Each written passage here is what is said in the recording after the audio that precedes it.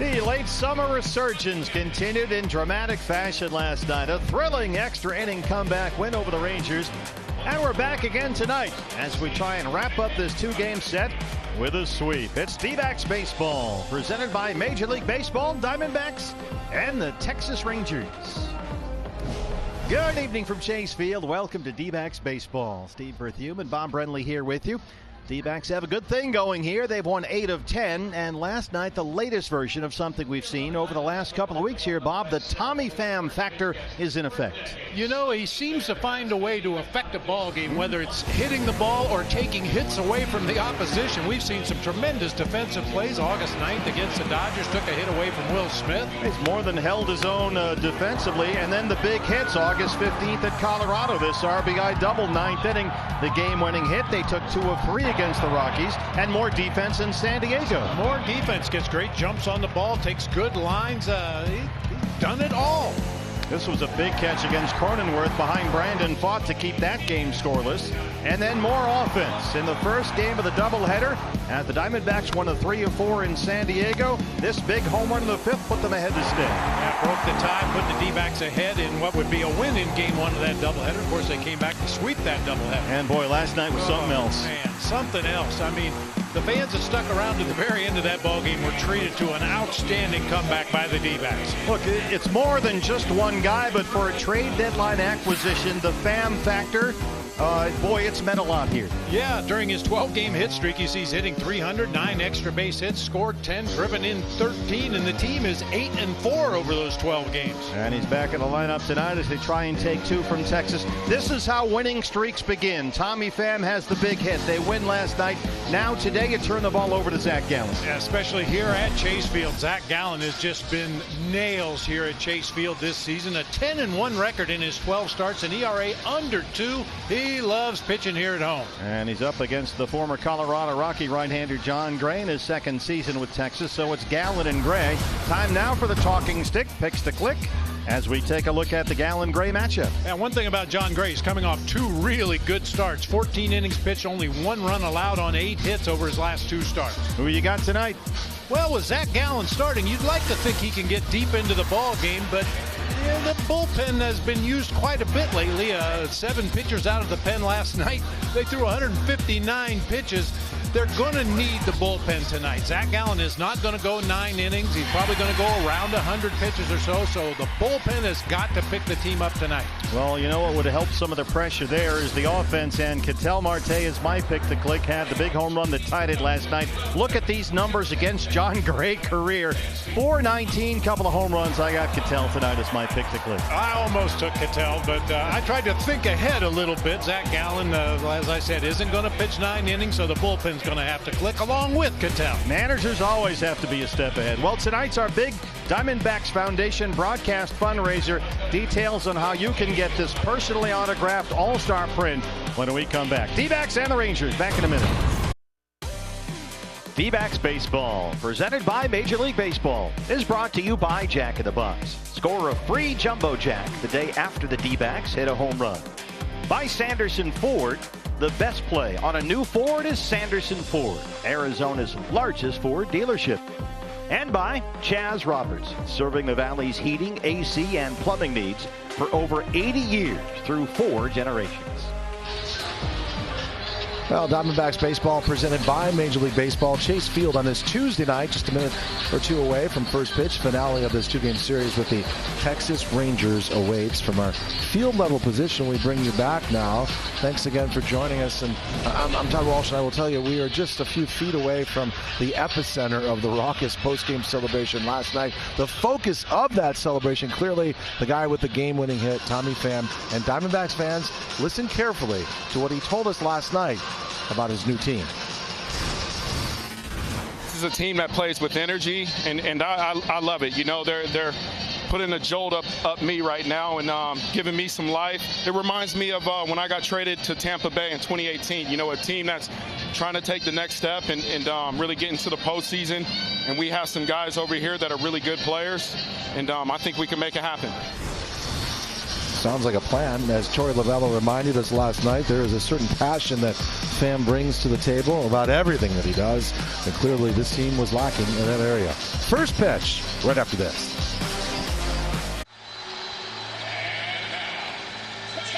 We are set for D-backs baseball inside Chase Field. The second of this quick two-game visit from the first place Texas Rangers. Diamondbacks are rolling right now. They are 4 games over 500 thanks to a recent surge that's seen them win 8 of their last 10 games. And Bob, they're only a half game back of the National League wild card spot. I love what Torey said a few days ago. We have to win every day. That's the attitude you have to have this time of year. You can't afford to lose a series here or lose a series there. You got to go out and try to win every ball game. And who would you rather have on the mound in a must-win game than Zach Gallen? That's right. Zach tonight can bolster his Cy Young case, a chance for his 14th win, which would pull him into a tie for the major league lead. And Zach leads the National League in WHIP. He is 4th in both strikeouts and ERA. Certainly Cy Young credentials. No doubt about it. And, you know, we laugh about Zach, and we never know what we're going to see till he actually gets out there and starts pitching. But look for some curveballs tonight. He's had a real good one lately. In his last 5 starts, opponents hitting .071 against a Zach Gallen curve. Oh, Bruce Bochy's Rangers Ball Club will get a look at that. He said last night, hey, nobody said this was going to be easy. They've lost 5 straight for the first time this year. Well, no fault to Corey Seager, the shortstop for the Texas Rangers. He's had nearly 57% of the balls he's put into play this year are considered hard hit, 95 miles an hour or better. The league average is only 39%. That tells you how hard and how far Corey Seager's been hitting the ball. Yeah, Diamondbacks wanted no part of Corey Seager in that 11th inning last night. They walked him intentionally. As we get a look around the diamond at the D-back defense, oh my goodness, we're highlighting the catcher. This must be some kind of clerical error. It's brought to us by E.D. Marshall Jewelers. Well, we're highlighting Gabriel Moreno because if you look at it in a defensive viewpoint, he might have saved the ball game last night. He blocked at least 3 pitches in the dirt with a runner at third base. If any of those get behind him, it might be a completely different ball game, but he refuses to let him get behind him. They have been a different club since Gabby came off the injured list with that left shoulder inflammation, no doubt about it. Can they take 2 from Texas? Let's get it started. Marcus Semien, the second baseman, leads it off for the Rangers. Alfonso Marquez, the crew chief, is our plate umpire tonight, calling balls and strikes. Semien leading the Rangers in hits. He leads the American League in runs scored, batting at the top of this powerhouse Texas lineup.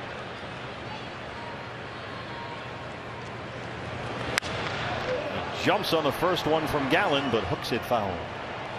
Semien singled in his first 2 at-bats in last night's game.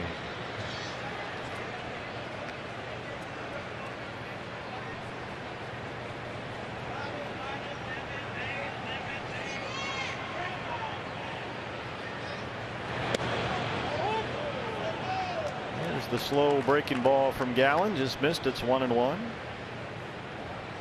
Semien leads the AL in runs scored, but he's not scored a run during this season-high 5-game Ranger losing streak. He is just 4 for 22 over the last 5 games, and half those hits came last night. Yeah, talking to Bruce Bochy before the ball game today, he was echoing a lot of the same comments that we heard from D-backs fans during that losing streak that they had. Said the big boys just aren't hitting when we need them to. Yeah, runners in scoring position, they have scuffled. Got 1 big hit last night from Nathaniel Lowe in the 11th. That was about it. And Gallen with that changeup going gets his first strikeout. Yeah, I mentioned the Zach Gallen curveball. He strikes out Semien on a changeup that time that really dips down below the bottom of the strike zone. But watching that ball game last night, a lot of the D-backs pitchers were successful throwing fastballs, especially up in the zone. Got a lot of chase up there, got a lot of lazy fly balls. The dangerous Corey Seager. There's a ground ball. Ketel Marte knocks it down, and that's the best that Ketel can do. A hard hit grounder for a base hit by Seager. Ahead of Nathaniel Lowe.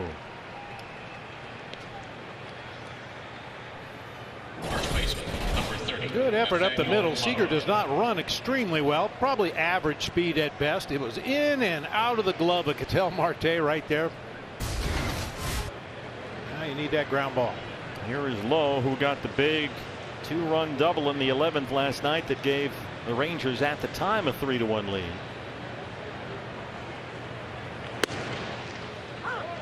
hoping that Kevin Ginkel would get that fastball up to Lowe. Just didn't get it up there quite high enough, and Lowe delivered. 2 runs to left center. He is tied with Toronto's Matt Chapman for the American League lead in doubles. Last night his 35th double of the year. That's where they wanted to pitch last night, and it's 0-2. As you just said, they've had a lot of luck up there. Yeah, not only on Lowe, but a number of these hitters in the Ranger lineup. They're good fastball hitters, but you can lead them out of the zone a little bit taller than they can handle.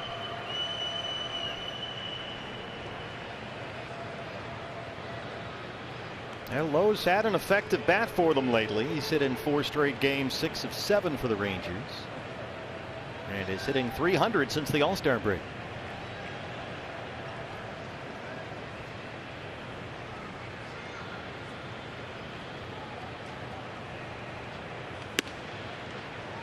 Up and in, missed. It's 1-2. Yeah, one thing to keep an eye on is the pitch count early in the ball game for Zach Gallen. I mentioned my pick to click was the bullpen tonight. Well, you'd like to see Zach get deep enough into this ball game that Torrey can use the guys he wants to use late. Didn't go. That's Doug Eddings down there, and it's 2-2. When you take a look at how this bullpen has evolved, even since the trade deadline, the additions of Slade Ciccone and Bryce Jarvis back there, Torrey said today, have really stabilized things. Both those guys can give them some length that have been very good. Well, Ciccone was outstanding last night. Yeah, Slade, 5 innings, 1 run, 3 hits last night. Fastball missed away, and now Lowe stayed patient for the most part. Run at full 3-2 with the dangerous Adolis Garcia on deck.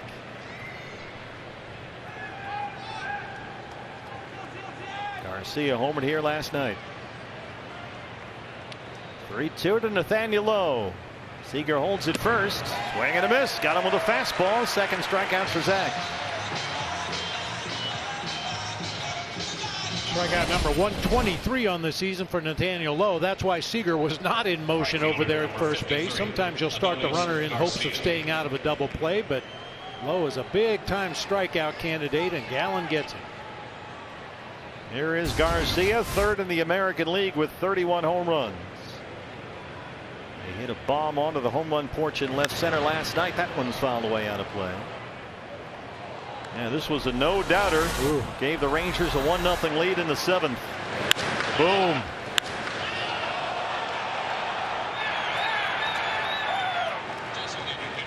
Made a trip through the Rangers locker room today, and as big as he looks in uniform, he looks even bigger in shorts and a t-shirt.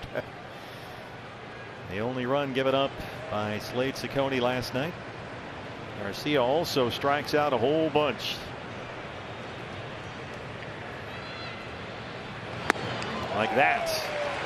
He has punched out 3 times in 2 consecutive games and has struck out at least once in 14 straight games.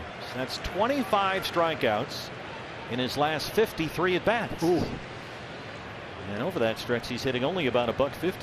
140 punch outs in 121 games. Gabriel Moreno is going to run out there and say, throw that I tell you to, and we'll get him out.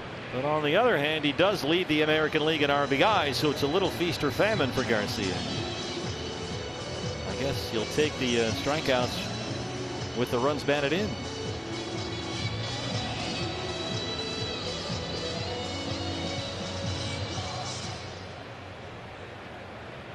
Heard Kevin Ginkel on the radio today with Burns and Gambo talking about Gabby, those mound visits, how ahead of things he is for a 23-year-old catcher.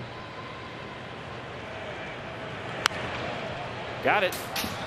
Oh, just missed. I was ready. That was close. Yeah, it was. The closest one yet this year, I think.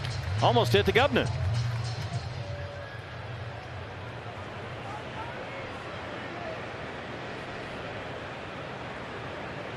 Dial up another high heater here. That'll work. Down and in, missed. Ooh, Zach wanted it. Little inside for Alfonso Marquez. And it's 1 ball and 2 strikes. Yeah, sometimes when a pitcher executes the pitch he wants to, even if it's not a strike, he feels like he ought to be rewarded. And I think that was the case right there with Zach. Garcia takes his time out. That's pretty much right where he wanted to throw it. He was hoping to get Garcia to chase that pitch down and in off the plate.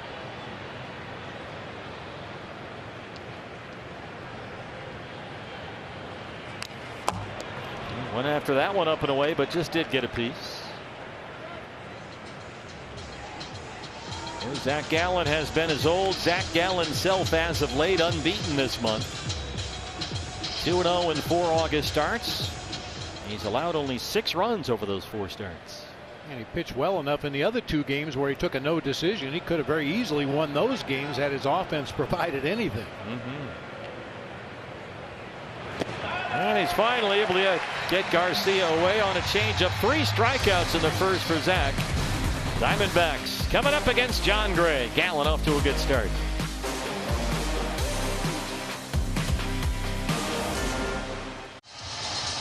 Corbin Carroll at the top of the Diamondback lineup tonight, one night after his birthday.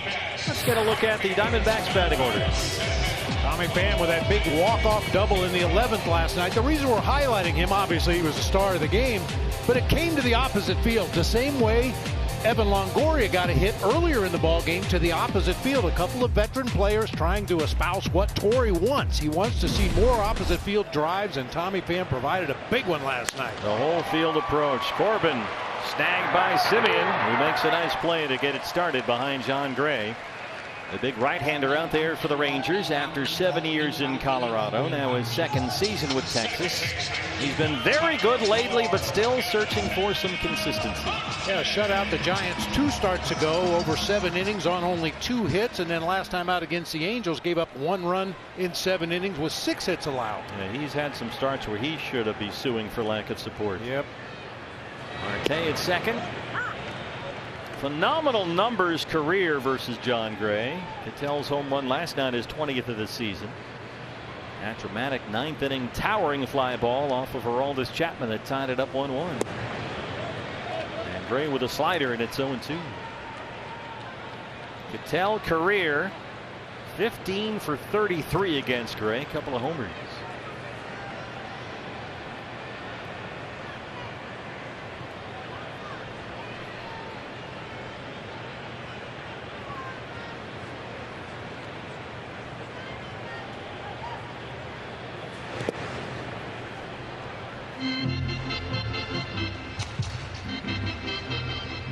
Gray has pitched exceptionally well over his last 2 starts. As you mentioned, Bob, 7 scoreless innings and a win at San Francisco. Followed that 7 innings of 1-run ball against the Angels last Wednesday, but Texas got shut out 2-0. That's a tough loss. 5th time this year that Gray has received 0 runs in support. 2-2. Last night's hero, Tommy Pham, on deck.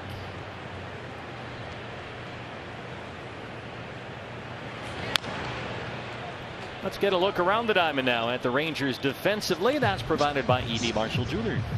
Marcus Simeon, a good defender, but we're not highlighting him for that reason. He's had 6 seasons at the major league level where he's played 155 games or more. He's had 8 double-digit home run seasons.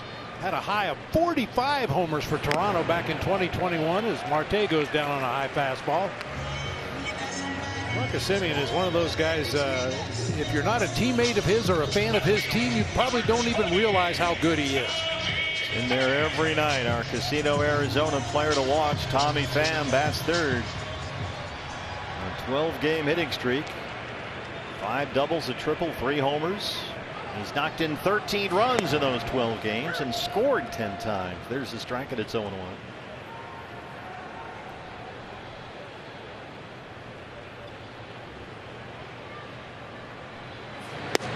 Heard him tell Todd and Webby last night. He said the comeback was probably one of the best wins he's ever been a part of, and Tommy Pham's been around a bit. Yes, he has. Pretty impressive statement. If you think about it, there were 3 big moments where they were hanging by their fingernails, and they got that big hit every time. Kind of remarkable. The Marte homer, the Perdomo double, and the Pham walk-off. Ah, the timely hits. Doesn't really matter how many you get, it's when you get them. Rays ahead 0-2. Just off the edge, and Alfonso Marquez says strike 3. So Gray, a couple of strikeouts and a 1-2-3 first. Just underway from Chase Field.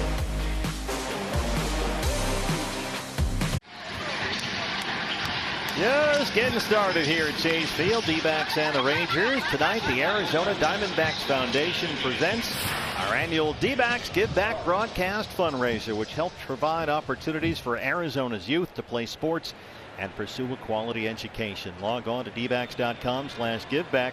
That will take you to MLB auctions, where you can select a donation level. The top prize for $1,200 of photographic print, limited edition, individually hand signed by all 4 Diamondbacks All-Stars, plus a D-backs mystery jersey autographed by one of the 4 All-Stars, Zach Gallen, Corbin Carroll, Lourdes Gurriel Jr., and Geraldo Perdomo. Everything includes full MLB authentication hologram stickers, 1 print, 1 jersey per customer. That's the $1,200 donation, as Mitch Garver fouls one back near the Ranger dugout. For $650, you can get the limited edition photographic print, individually hand signed by every D-backs All-Star, including Zach Gallen, 1 print per customer. We also have some mystery balls available for $60. You'll get 1 Rawlings official Major League Baseball personally autographed by a current Diamondback player. What a night. It's our annual D-backs broadcast fundraiser. dbacks.com/giveback, the place to put in your order. And a reminder, all the money goes to benefit the Arizona Diamondbacks Foundation and helps provide opportunities for Arizona youth to play sports and pursue a quality education.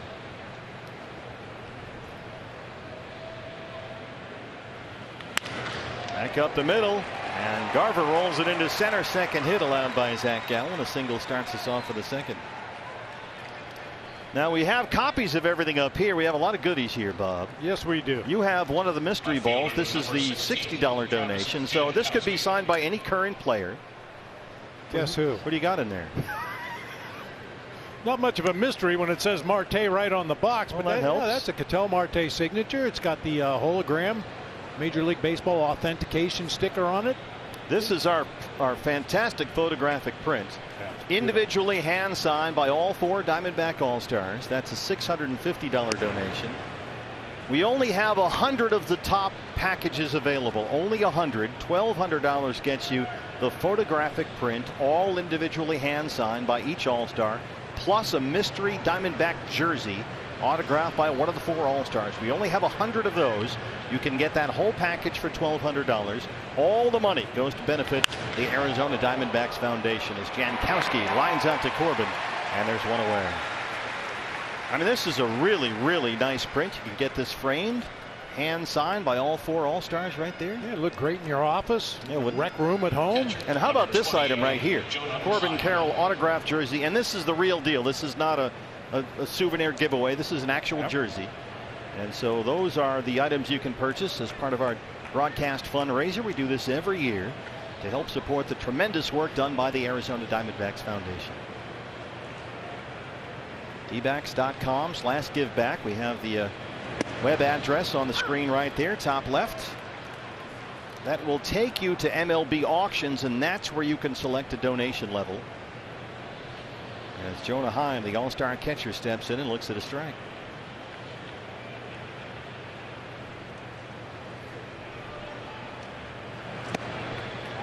Boy, Gallen so far, you mentioned the curveball, but that changeup's looking awful good right now. Yeah, the same thing we always say about Zach. You never know till he gets out there on the mound and kind of feels what's working and what's not working. Which pitch does he have a better feel for than another? He's got 3 strikeouts so far, ahead of Heim 0-2. Elevates the fastball off the changeup, and Gallen has punched out 4 the first 7. I was talking to Bruce Bochy about Jonah Heim before the ball game. Boch really likes the young man. He said he's not quite fully recovered from that hand injury, and he's missed a few pitches in this series that he hit hard when we were down in Texas. So that could be a possible explanation. Yeah, Heim only recently back from the injured list, missed 14 games, that left wrist sprain. Third baseman is Ezekiel Duran, so they've got Heim, an All-Star, who's not at 100%. And they're also missing their rookie All-Star third baseman Josh Young, who's out after surgery for a fractured left thumb. So Duran filling in at third tonight. He was 0 for 4, struck out twice at third base last night.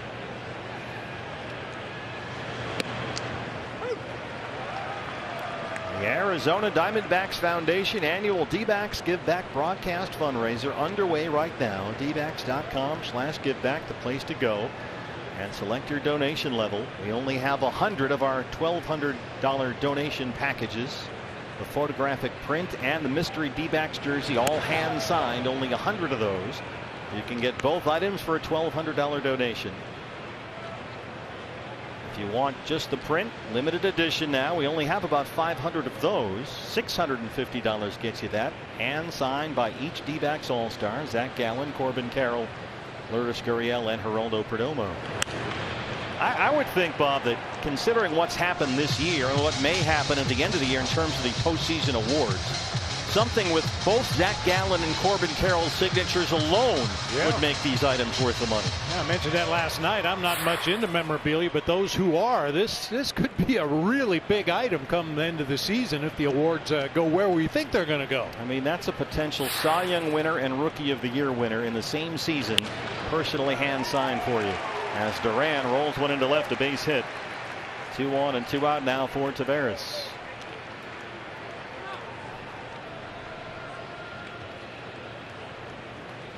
And the upside of this, of course, it all goes to help fund the tremendous work done by Debbie Castaldo and her group with the Arizona Diamondbacks Foundation, helping to provide opportunities for Arizona's youth to pursue quality education programs and play sports. And the prints are moving fast. We only have, boy, we're selling a lot of these already. Our fans are stepping up as they always do, Bob. We're under 80 to go now for the $1,200 package, the print and the jersey. Only about 80 left.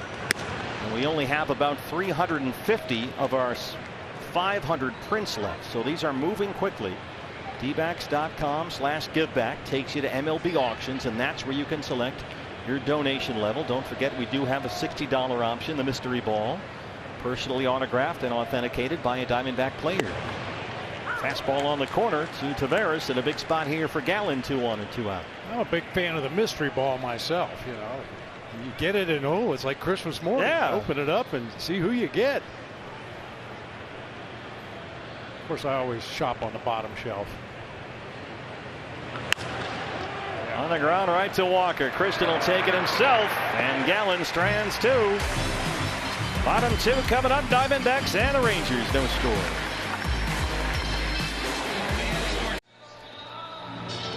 Bottom 2 from Chase Field. D-Backs and the Rangers are scoreless. Zach Gallen against John Gray. Don't forget, our D-Backs Give Back 50-50 auction presented by Avnet is still in play. Fans anywhere in Arizona can purchase raffle tickets supported by Avnet Cares up until the 7th inning. dbacks.com/50-50, the place to get your tickets. And we're already up over $4,600. It's our D-Backs Give Back 50-50 raffle supported by Avnet Cares. And that's again goes to help to support the work done by the Arizona Diamondbacks Foundation. Have you got another mystery ball? I have a mystery ball. I love this. Who's in that one? Oh, what a coincidence. Christian Walker. Oh, wow. It's like it was scripted or something. I'm glad we rehearsed this stuff.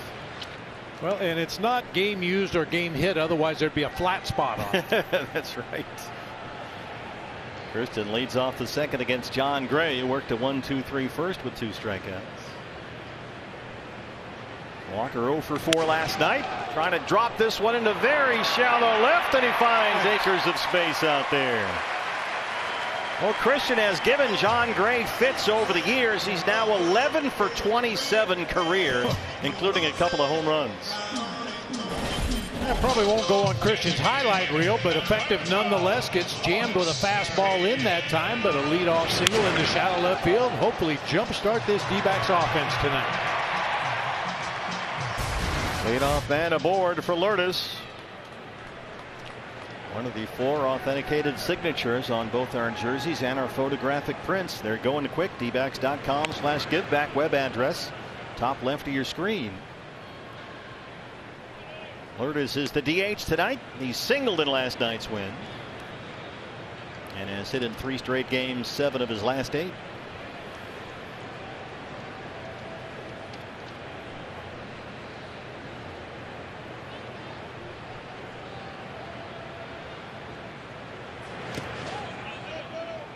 have our 3 donation levels. The $1,200 donation, you get the package of the photographic print, hand signed by all 4 D-backs All-Stars, plus the mystery D-backs jersey autographed by one of the All-Stars.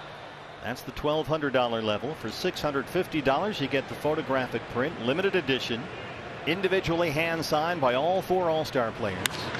And Gurriel drops one into shallow right. Well, they're not hitting line drives, but it's working. First 2 are aboard in the second.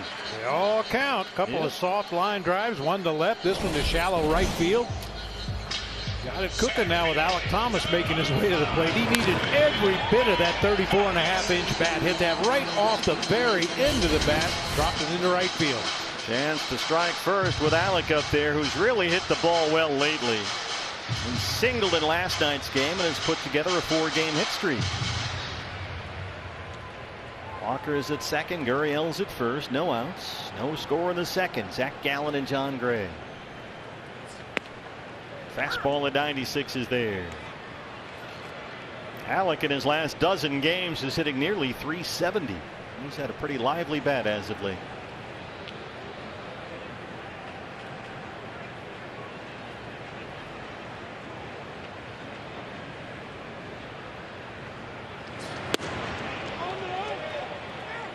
Didn't go. Doug Eddings says ball 1. Didn't offer it the slider.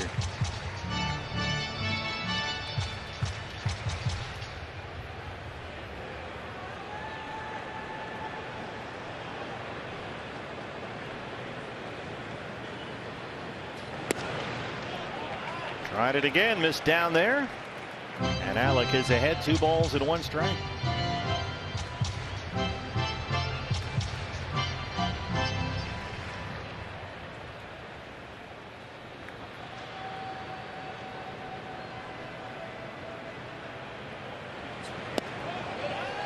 John Gray fires a changeup. It's 3-1 with Peterson on deck.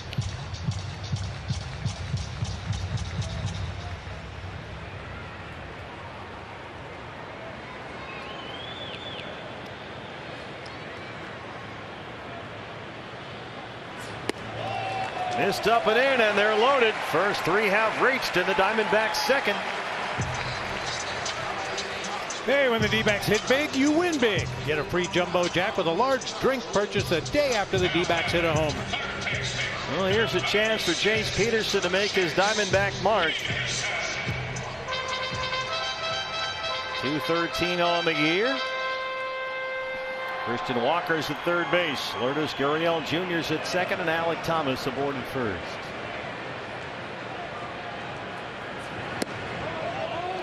Peterson 5 for 34 in 16 games since he was acquired from the A's at the trade deadline.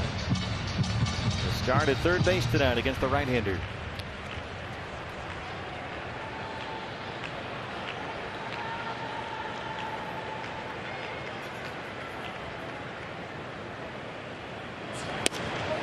Boy, John Gray suddenly can't find the strike zone, and Jonah Heim's going to have to get out there and have a conversation.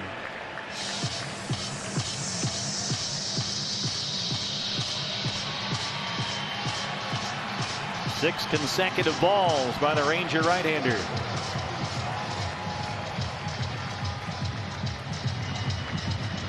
This goes back to the consistency issue. You know, we've seen a lot of John Gray over the years, all those seasons with Colorado. Sometimes he can be unhittable, other times he can really struggle.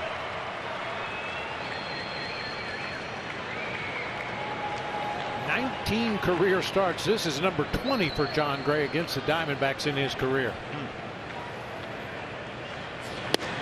The big one, of course, was the wild card game here where he really got knocked around. That was back in 17. Gets back in the count there. 2 balls and a strike on Jace Peterson. Base is full of Diamondbacks and nobody out.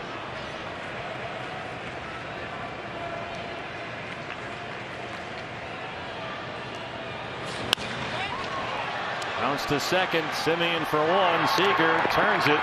Walker comes home, and it's 1-0 Diamondbacks.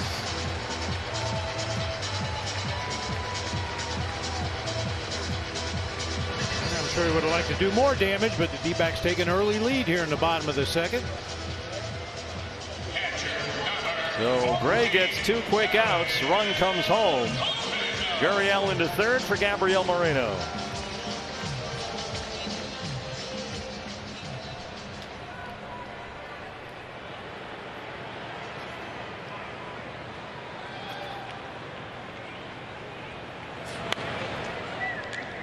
Gabby got that fastball away, trying to knock it into right field. He was 0 for 4 in his start behind the plate last night. Coming off his dramatic weekend at San Diego.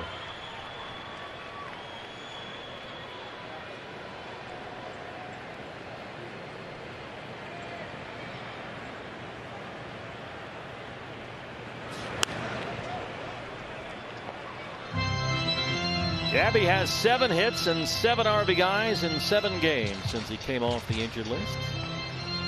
And what a difference he's made after missing 18 games with that left shoulder trouble.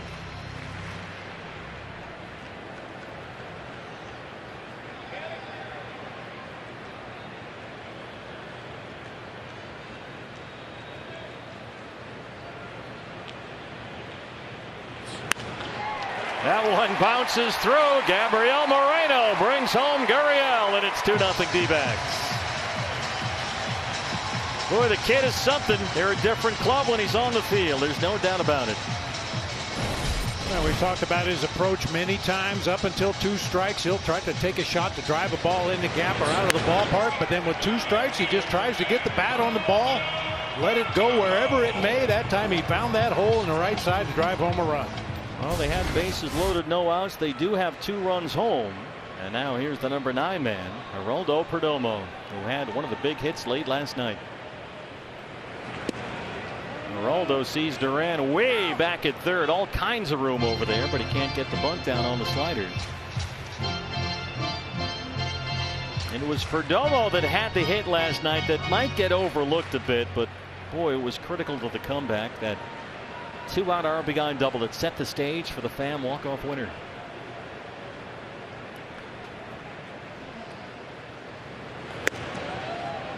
Fastball misses in. It's a long second, getting longer for John Gray at 2 balls and no strikes.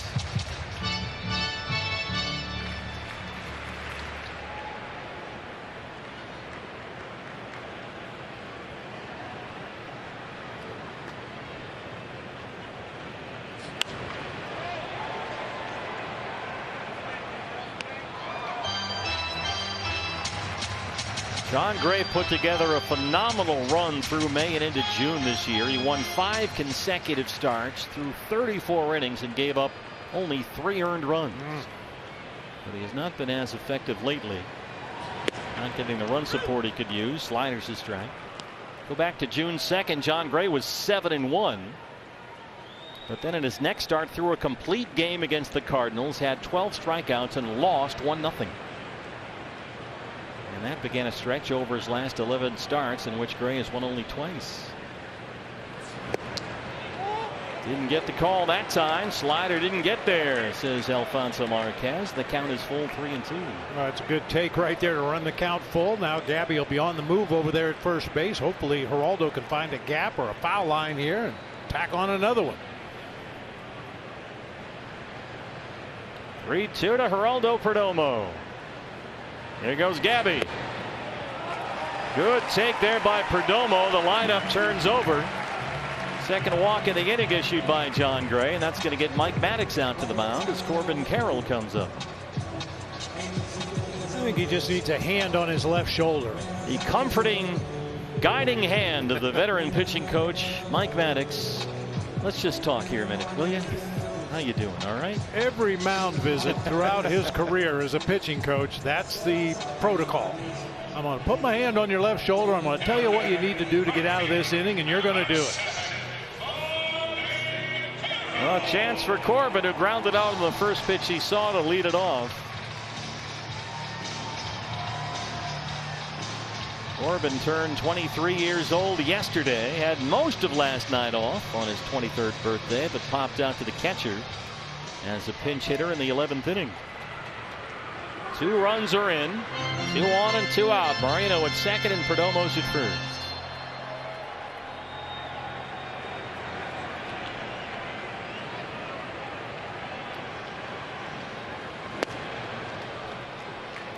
Slider. And John Gray's slider is an unusual pitch. Sometimes it'll break down and into a lefty. Sometimes it'll go straight down, and at other times it actually backs up. I'm not sure if he's doing it intentionally, but it looks like 3 different pitches. Boy, Corbin's at bats have just not been patient. We saw a lot of that over the first 3 months of the year, but now he's been maybe overly aggressive up there and right away behind 0-2. Did have 5 hits in the 2 doubleheader wins at San Diego on Saturday.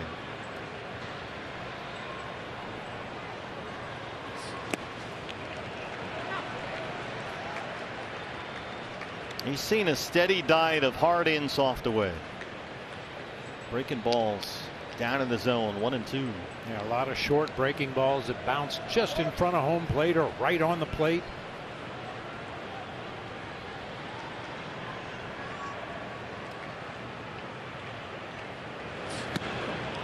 There's the fastball up and away.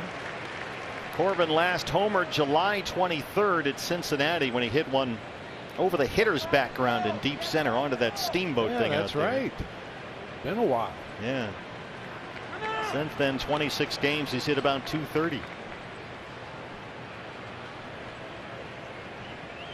I mean, that's a poke even in that ballpark. I've never seen one hit up there before. Yeah, they have a little deck over there in that pretend steamboat thing they have. Boy, just to the left, a straightaway center. It was launched.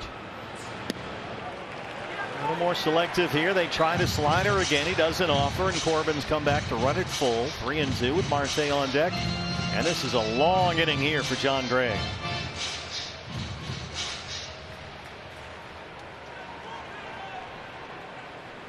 All this after a 1-2-3 first. So here we go, 3-2. Runners on the move. Corbin hits a tapper. Foot races on. Gray throws it away. Moreno will score. Perdomo into third, and it's 3-0. Not much John Gray could do. He knew Corbin Carroll was busting it up that line and tried the backhand flip.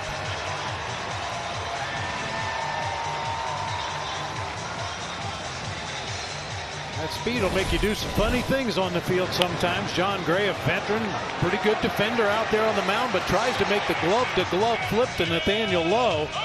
And that ain't going to work. They put an error up on the board.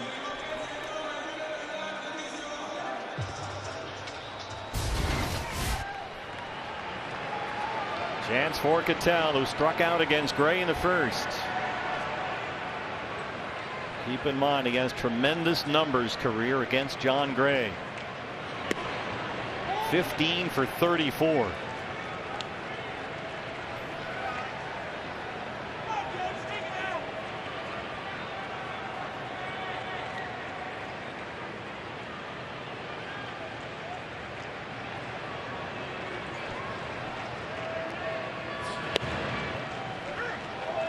Slider got there. He's had pretty good success, Gray, with that backdoor slider to these lefties.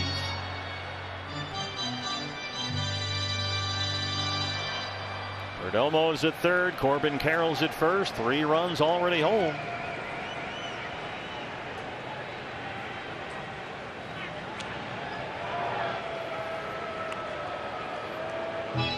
I think the only thing that might keep Corbin Carroll on first base is the numbers you just said for Marte against John Gray. When a guy has those kind of numbers, you want to allow him every opportunity to swing at a pitch he wants. Especially when he hit a big home run here last night. Keeping that slider down, it's 1-2.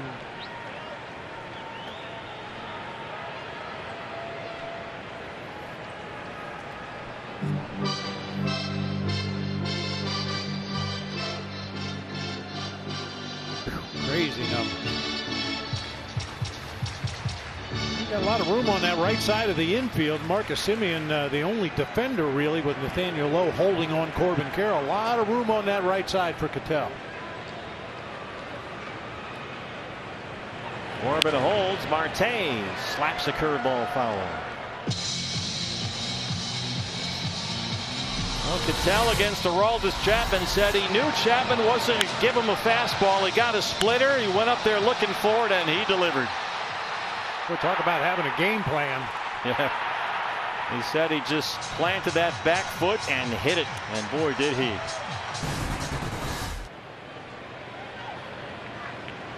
There goes Corbin, and a fastball is fouled back. Boy, when he hit that home run last night, this place came unglued. They didn't really have much to cheer about throughout the evening, especially offensively, but when Cattell hit that ball, this place was loud.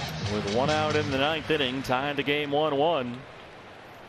And that set up that 11th inning after they had fallen behind 3-1. A dramatic 4-3 win, and now they lead game 2 3-0. 1-2 on Marte. There goes Corbin again. No throw from Heim, and Corbin's in standing up. His 38th stolen base of the year. A good jump over there at first base. No attempt to throw. Nobody covering the bag at second. They were just basically conceding Corbin's 38th stolen base of the season. Base hit brings in 2 more. 2-2 on Cattell.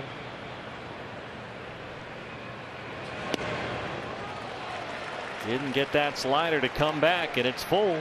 Boy, he is really laboring in this inning. Tommy Pham on deck. That's 3 consecutive full counts for John Gray. And a long wait for Zach Gallen.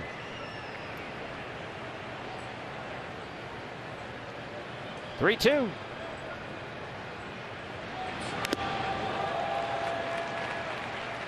Yeah, no starting pitcher will ever complain about it, though. Oh, no. I have to sit here so long because you guys are getting hits and runs. Plus, it gives Gallen more time to look at the iPad. Yeah. You know how he loves that.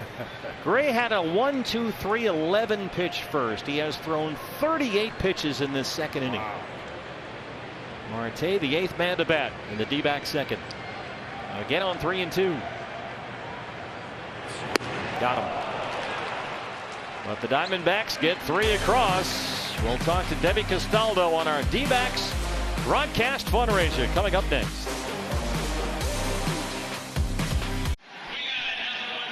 Diamondbacks with a 3-0 lead as we continue with our annual D-backs Give Back broadcast fundraiser. Debbie Castaldo, D-backs Senior Vice President of Corporate and Community Impact, is here with us. How are we doing so far? We're doing awesome so far. Of course, D-backs fans, we know, are the best, the most generous in all of baseball. So we're well over $100,000 already, which is absolutely amazing. The $1,200 packages are halfway gone. Wow. So if you're interested in getting that dual package, you better move quickly because those are going to be gone. The jerseys will be gone soon. And then we still have about 300 or so prints left. So they're definitely moving. Our fans are the best, and we just could not be more grateful. Marcus Semien leads off the third against Zach Gallen, now holding a 3-0 lead as we talk with Debbie Castaldo. It's our annual D-backs Give Back broadcast fundraiser. Now we have 3 donation levels. I really like the way you guys have arranged this because there's something there for everyone, isn't there? There is. You know, it was really hard to decide how to do it this year. I mean, with Corbin Carroll and Zach Gallen on the same piece and then the 2 additional All-Stars, we wanted to make sure that it was affordable for all fans, but once it's authenticated, and also has just the value that it's going to have, that it's priced fairly and it's going to raise a lot of money. And the guys were blown away when they walked in and actually saw it. Perdomo was the first to sign, and his reaction was crazy. Now, did these guys get a copy? Well, that was the first thing that Perdomo said. He looked at me and he just said, wow, wow, wow, do you think I could have one? And I said, Perdomo, Geraldo, you get your own number. So he actually gets number 2. Oh, cool. And then we give them an additional one for their family so that mom or the family can have a keepsake as well. That's nice. That's really thoughtful. Yeah. 0-2 on Marcus Semien. That's well hit, and that's going to split the gap in left center. Alec trying to cut it off. He gets over there. Look at Alec Thomas, Bob. Holds Semien to a single. How about that? That's unbelievable. I thought for sure that was at least a double out near the 413 mark, but Alec's speed let him close ground quickly and hold Semien to a long single. I mean, that's got double written all over it. Nobody told Alec. Outstanding. 4th hit for the Rangers, all singles against Zach Gallen, brings up Corey Seager. How long does it take to sign something 500 times? You know, that's what we plan on doing, about 250 signatures an hour. And my favorite anecdote from the whole thing is Zach Gallen walked in on a mission and he was like, okay, how many do we have left? Let's do this in 27 minutes. And so our staff lined up along a table and we were like, okay, Zach, here we go. And we just had them running down the table, and we were laughing and talking. And our guys are simply the best. If you haven't had a chance to get to know them, they are unbelievable, generous humans, really passionate about giving back. And he came in on a mission, and we were not going to be signing for an hour. He was like, I'm in and out in 27. Let's go. That's probably because the record was 28. And right? We know Zach Gallen. Yes. He wants to be the best at everything. So competitive. He's so awesome. Yeah, not 26 minutes, not 28. He's going to do 27. That's Zach Gallen in a nutshell right there. What you don't see is the authenticator hovering over their shoulder, watching every single signature, because they will not place that hologram on it unless they physically see the signature go on. See if we can get two here. Tough one for Perdomo. Marte gets in there ahead of Simeon. Seager's aboard. And so this is our package now. And Debbie, we have only about 50 of these left. This is the $1,200 donation level. You get the Diamondbacks limited edition photographic print, hand signed and authenticated by all 4 D-backs All-Stars, plus a mystery jersey signed by one of the 4 All-Stars.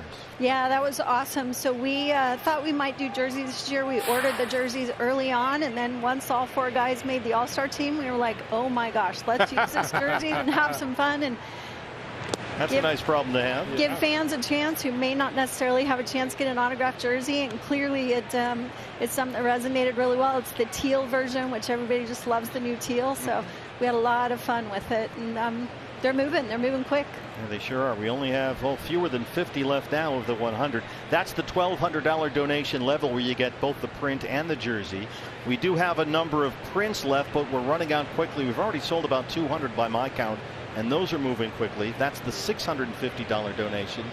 You get the photographic print, individually hand signed by all 4 Diamondback All-Stars and authenticated by Major League Baseball.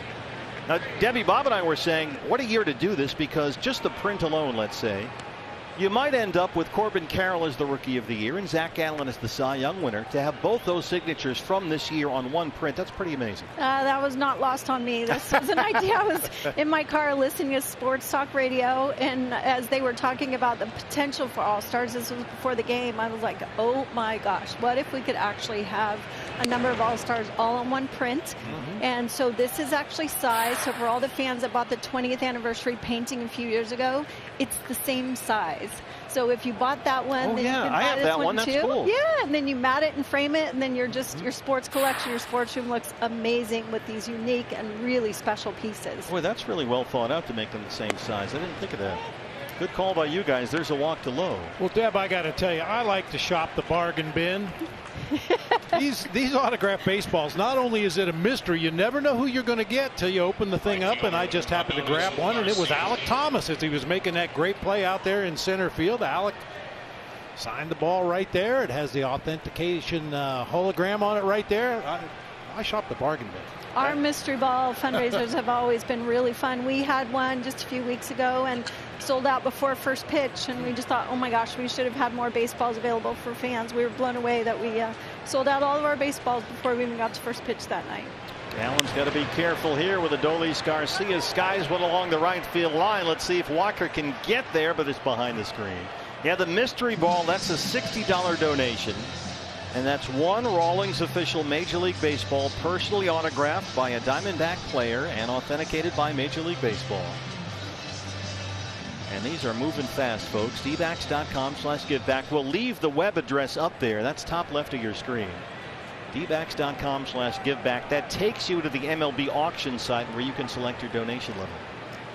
0-1 on Garcia. Seager is at second base and Lowe's at first. How long does it take to put all this together, Deb?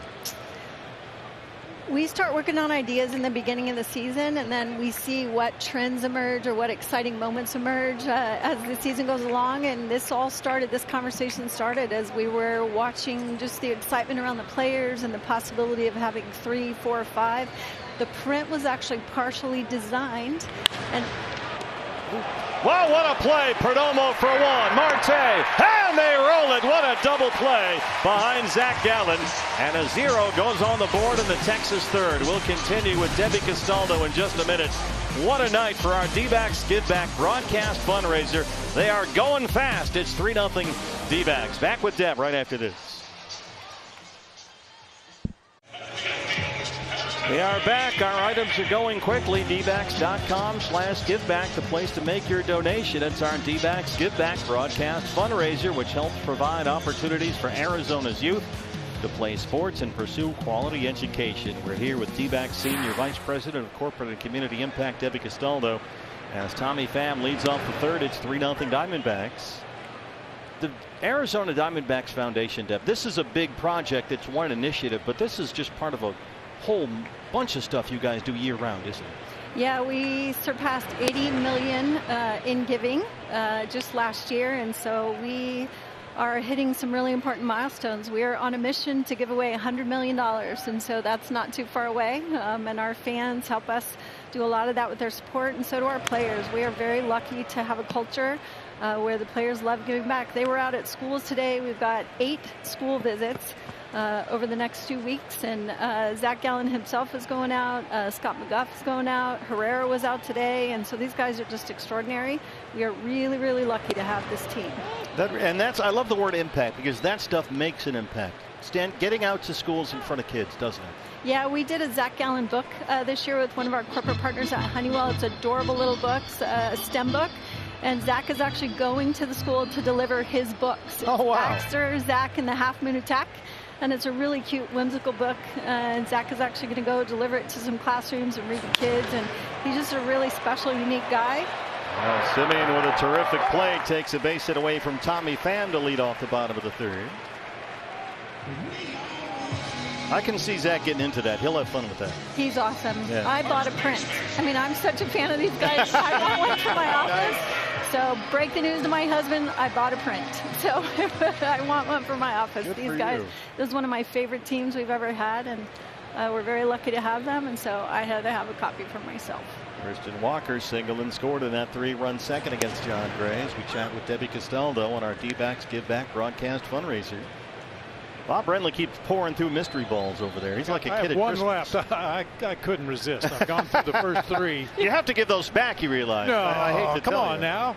We need those. Love that. All right, what do you got now? Who you got here? Well, it's a mystery. Let's see. Oh, Gabriel Moreno. This one's going home. You'll never see this one again. He's seriously going to keep that. Oh, I love Gabby. He's my guy. So can you actually read any of those autographs? No, That's the which question. is good. You put the names on the inside of the lid here, so you know exactly who you're getting. Can we show that? Yeah, I mean it. After this pitch, maybe, Okay. as I try to direct the show. You're welcome, Brian. Roll gold. 0-2 to Walker. Yeah, so there is no mystery. You want to know who signed it, right? Well, it's on the inside, so you don't know until you open it up. But as Deb said, some of these guys, it's a little tough to read the autographs. So, you know, the 3 of us all wear glasses. So Yeah. I wrote that really big print for you. I appreciate She it. thinks of everything. It's amazing. I was like, is he going to be able to see that? So I wrote in big print. All right, here's an update from Bob's staff. They are keeping track. We only have 40 of the 100 packages at the $1,200 level. Only 40 are left at the $1,200 donation level. That gets you the print and the jersey signed, all authenticated by Diamondbacks All-Stars. We started out with 525 prints. We're down to only 310, and they are going quickly. That's the $650 donation level.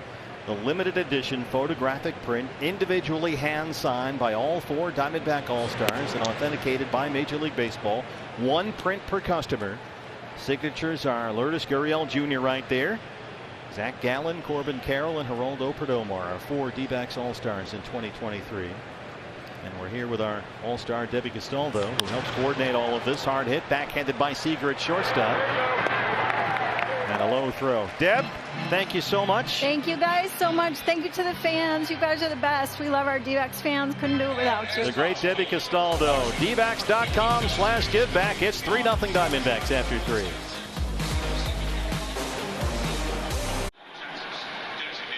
Mitch Garver leads off the Rangers' 4th inning against Zach Gallen. It's 3-0 Diamondbacks. Don't forget to join your fellow Wildcats at the D-Backs game coming up on Saturday. U of A night presented by Chase.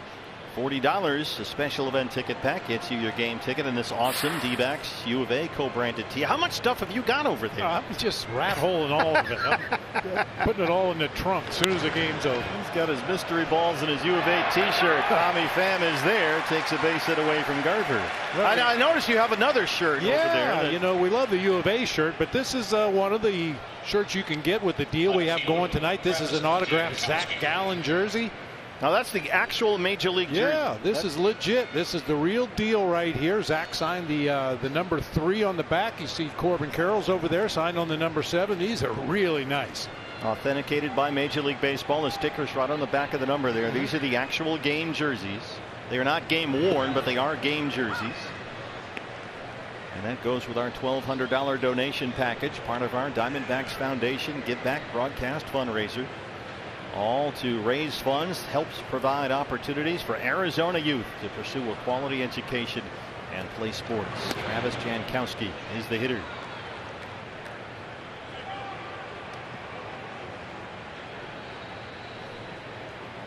Diamondbacks have a 3-0 lead. Each team with 4 hits. Zach Gallen against John Gray. Our thanks to the great Debbie Castaldo. Well, she is tireless. I mean, everything that the Diamondbacks Foundation, all the community programs, all the outreach, all the impact, that's Debbie's job, and she is magnificent at it. I don't care what her job is. She just really thinks ahead. She anticipates, which you love in the game of baseball down on the field, and you love it the way Deb operates. It's just outstanding. Thinking ahead. Web address is top left of your screen there with Jonah Heim on deck. Here it is, dbacks.com/giveback. Jankowski fouls off the fastball, and it's full 3-2. All right, we are down, I'm told, to only 35 of our $1,200 donation packages, the print and the jersey. We have only 35 left.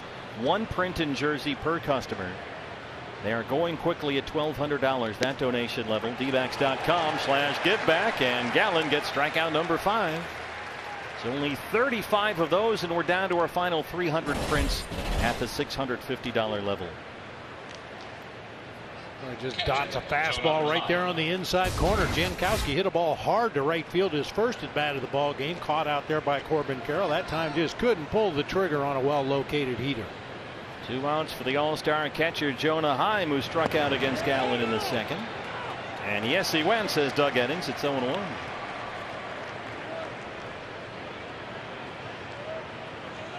Heim is only 2 for 17 since he came off the injured list. Still bothered by that left wrist sprain. It kept him out for 14 games. Fastball's there, and it's 0-2.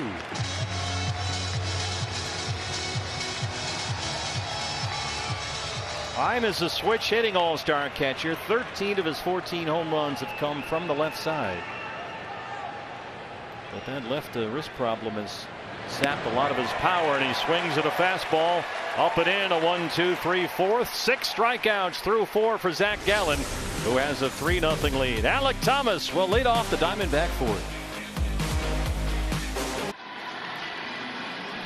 Diamondbacks looking for a 2-game sweep of the Rangers. They lead it 3-0. It's our Arizona Diamondbacks Foundation D-backs Give Back broadcast fundraiser. Our items are going quickly for $1,200. You can get the photographic print and the mystery D-backs jersey, all authenticated by Major League Baseball. The print individually hand signed by all 4 Diamondback All-Stars, plus the mystery D-backs jersey autographed by 1 of the 4 All-Stars, and all authenticated by Major League Baseball.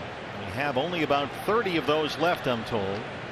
And for the $650 donation level, we have about 300 prints. The limited edition photographic print. We also have mystery balls available for a $60 donation, personally autographed by a current Diamondback player and authenticated by Major League Baseball. All this goes to help fund the Arizona Diamondbacks Foundation and continue our great work with our Arizona youth. Mystery balls, I'm told, are gone. Really? You have them all. No, I'm joking, of course. The mystery balls are all sold out. Nice. Way to go, nice. Diamondback fans. There's the web address, top left of your screen, dbacks.com/giveback. That will take you to the MLB auctions page. And that's where you can select your donation level as Alec Thomas looks at a slider for a strike. Hey fans, anytime the D-backs score 5 runs or more, Taco Bell is giving away 3 free seasoned beef crunchy tacos with the purchase of a large drink between 4 and 6 the following day at participating locations. Well, after a very rough and long second inning, John Gray has 5 strikeouts. He set down 5 consecutive hitters, and the batter is Jace Peterson. We're down to our final 20 of the $1,200 donation level packages. The print and the jersey. We have only 20 packages left. dbacks.com/giveback. 0-2 on Peterson, who hit into a double play in the second. As a public service announcement, there's only 125 days left till Christmas. So, if you've got a big D-backs fan out there, grandpa or dad or mom or grandma, somebody really likes the D-backs, get the whole family together. Great Get idea. This gift package. Plus, you don't have to tell the person that you got it. They could be a big Diamondback fan, and maybe you feign disappointment, and then come Christmas time, oh, surprise! Oh, yeah. We hit it up in the attic, and here it is. How about that? Beautiful stuff. That is the actual Corbin Carroll game jersey, not game worn, but an actual jersey authenticated by Major League Baseball. And those are included in the $1,200 donation packages. You'll get 1 jersey autographed by one of the 4 All-Stars. It'll be that player's actual jersey, signed and authenticated, to go along with a photographic print signed by all 4 Diamondback All-Stars this year. Zach Gallen, Corbin Carroll, Lourdes Gurriel Jr., and Geraldo Perdomo. Full count on Peterson with Moreno on deck.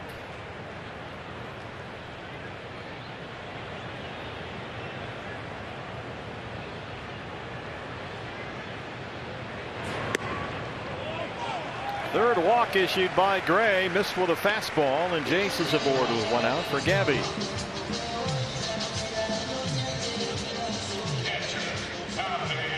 John Gray's already up over 70 pitches in the ball game. He has walked 3 and struck out 5. Moreno had an RBI single in the second. A play you rarely see in baseball nowadays, a hit and run. It would seem this would be a great combination. Peterson runs well at first. Gabby handles the bat well, hits the ball hard to the right side. You just don't see that played very often in the game of baseball anymore. You think that's because so many guys strike out so often? I think that has a lot to do with it, yeah. You want to make sure the guy gets contact, gets the bat on the ball. Don't leave that runner hanging out to dry. There's a chance for David Van Ness, our Golden Glover down there. Dr. Van Nostrand from the clinic. And we got Jump Street working right field. Karen Jenkins working hard tonight. 0-2 on Moreno. D-backs a 3-0 lead, each team with 4 hits.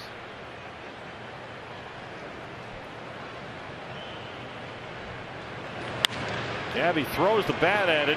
Rounds to Seager for 1 and 2. Second double play turned behind John Gray sends us to the 5th inning.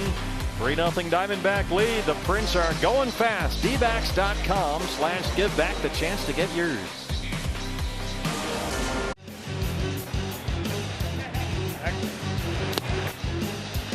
Zach Gallen, a 3-0 lead through 4. He can tie the major league lead with his 14th win. He's got 6 strikeouts so far, Bob. He's only walked 1 batter. Yeah, and unlike some of his other starts, it's kind of hard to determine what he's going to lean on tonight because everything's been good. Hasn't thrown a lot of curveballs, but the one he's thrown has been very effective. The changeup's been good. The fastball command has been good. This is the Zach Gallen we like. 58 pitches for Zach, 37 strikes. He's given up 4 hits, all singles. And Ezekiel Duran, who has one of those Ranger hits, leads off the Texas 5th.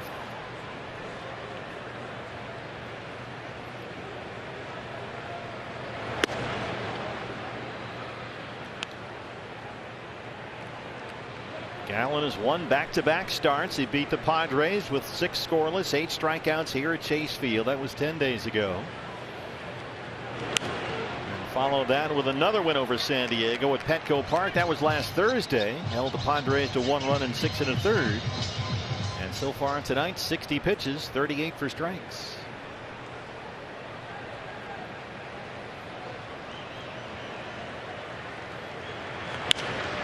Think about that win last week. It was kind of miraculous. I mean, San Diego against Gallen was stinging balls all over the field. The Padres had 12 outs against Zach, classified as hard hit. That means balls measured at 95 miles an hour or more off the bat. 12 of them, all for outs. That was amazing. I was watching that game from home, and man, you'd see the swing, you'd see the ball come off the bat, and you think, uh-oh, that's out of here. Somebody would run it down on the warning track or catch a line drive before it got to the outfield.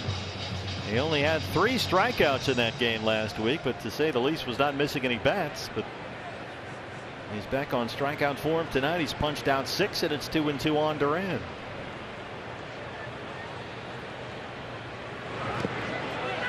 They offered at that, make it 7. And there's the Gallen curveball, 1 away in the 5th.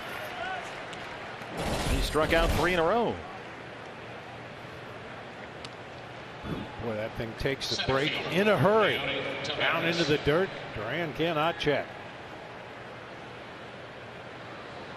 5 in a row retired by Zach.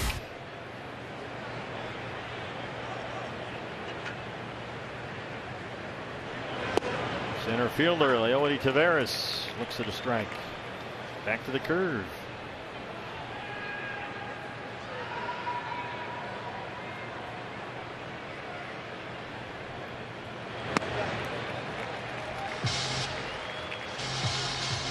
The hardest hit ball against Zach tonight came back in the 3rd inning.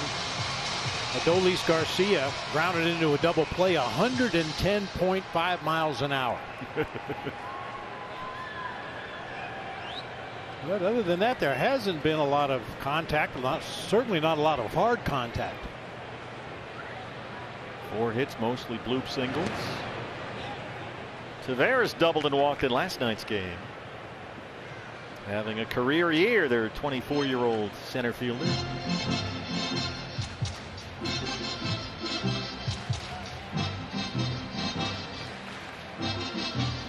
This is one of the reasons we like interleague play all the time now. You can see a guy like Taveras. You know, I've heard the name, I've seen the box scores, I know he's a center fielder for the Rangers, but until you actually see what they can do on the field, you don't have a true appreciation for a guy's ability. I'm with you. It's just smart for baseball to let fans see the stars. And they don't have to be stars, but you know that at least every other year your guy is going to be coming to your ballpark, and you can go out and see him in person.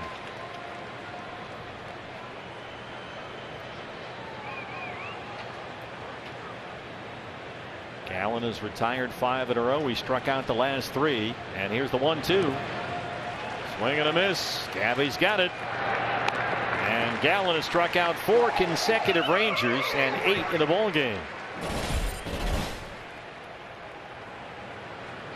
Another curveball. This time he throws a short curve, bounces it on home plate, and Taveras sees it close to the strike zone and chases a really bad pitch that time. It ended up a bad pitch. It started out as a really good one.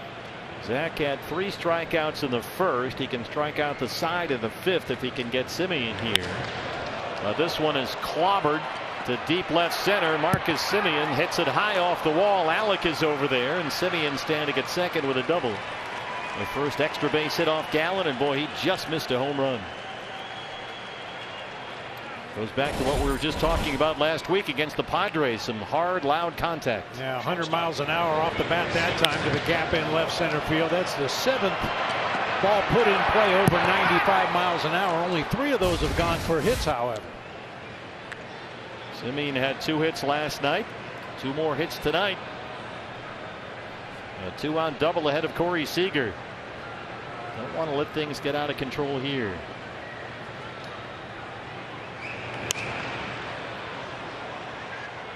D-backs able to keep Seager out of the hit column last night. The Rangers have lost 5 in a row, and in those 5 games, Seager is only 3 for 17. He singled his first time up tonight. This is the guy they do not want to let them beat them. Yeah. Big reason they walked him in the 11th last night. They want no part of Corey Seager if they can help it. He is red hot right now. But Zach's ahead 0-2. Seager in his last 16 games has 8 homers and 16 runs batted in. All since coming off the injured list with a right thumb sprain. Kept him out about 2 weeks. Fastball's up and it's 1-2. Well, Seager used this same bat in the ball game last night, and it looks like it's seen better days. You can see the mark up at the top where the donut rests when he's swinging it in the on-deck circle. Got pine tar all over the thing, thick pine tar. Well, the way he's hitting the ball lately, if and when that bat ever breaks, he's going to be in tears. Because he is just on fire lately. Yeah, when we highlighted him in the Ranger lineup, I mentioned his hard hit percentage this year is 57% of the time he makes contact. It's a hard hit ball. League average is only 39. Big out for Zach to get right here. Ahead 1 ball and 2 strikes. Simeon at second with 2 outs. Got him. Zach Gallen goes to the changeup, gets strikeout number 9 through 5, and it leads at 3-0.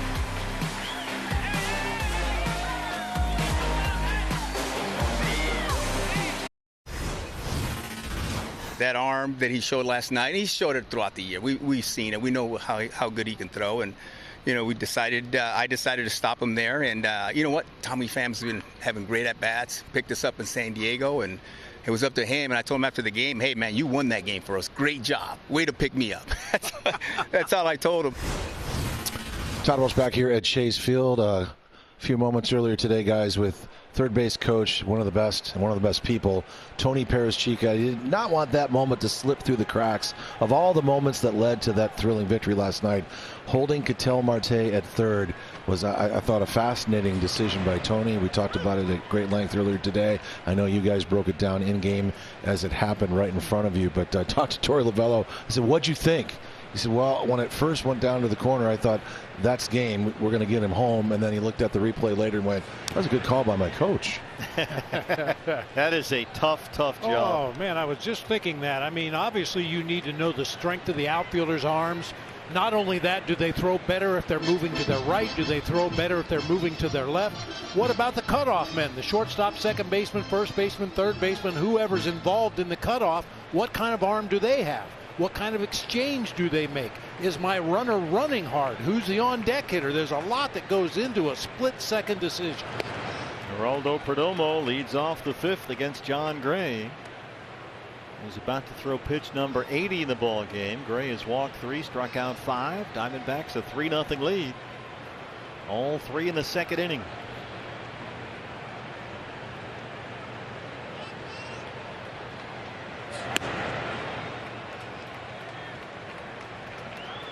I remember back in the day, Eddie Rodriguez, when he was coaching third base for me, he used to come in the dugout after getting somebody thrown out at home plate and looked like a kicked dog or something. And I kept telling him, keep sending them, keep sending them. Geraldo slices one to short left, and it drops in there for a hit in front of Jankowski. Perdomo a big turn. It's a leadoff single. Yeah, you can't get the guy thrown out at home with Tommy Pham coming up next. No, not the way he's been going. Right now. 5 hits in the game for the Diamondbacks. A few of them have been like this, little loopers that have fallen in front of the outfield. But hey, you take them all, creates the opportunity for a big inning here. Bottom of the order rally gets it started. Lineup turns over. Corbin Carroll now. Corbin, line drive, base hit into right. He got a slider and jumped on it. First 2 aboard in the 5th.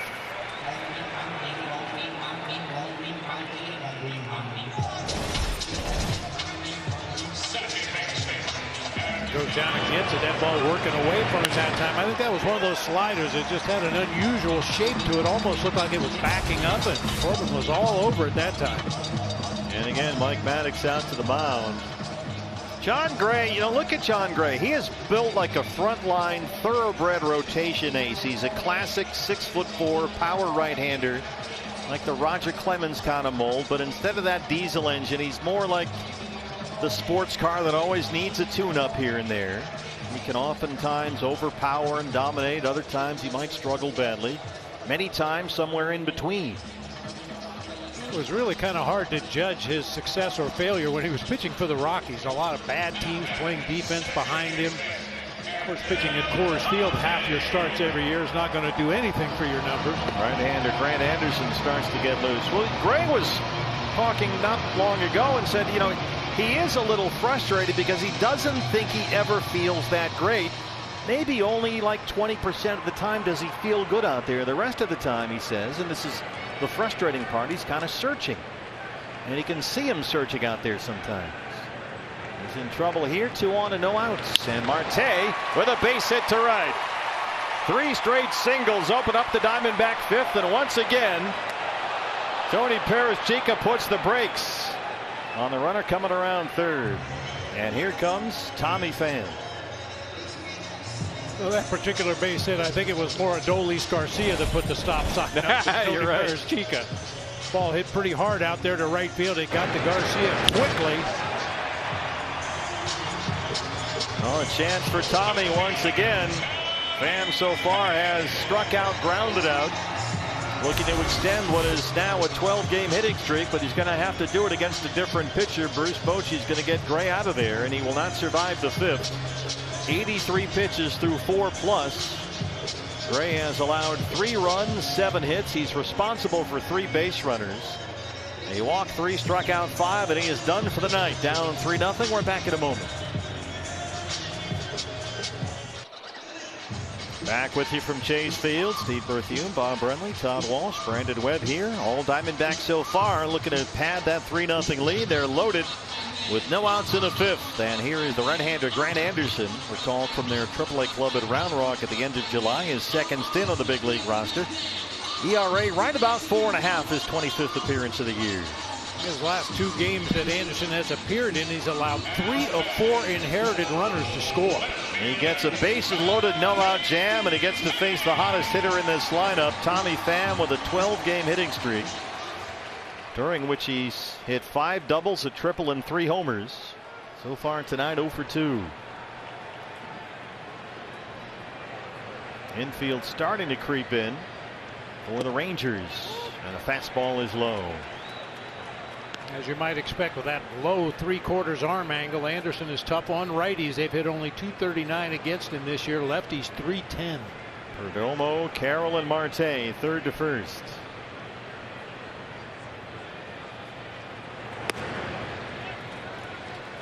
The numbers on Pham's 12-game hitting streak.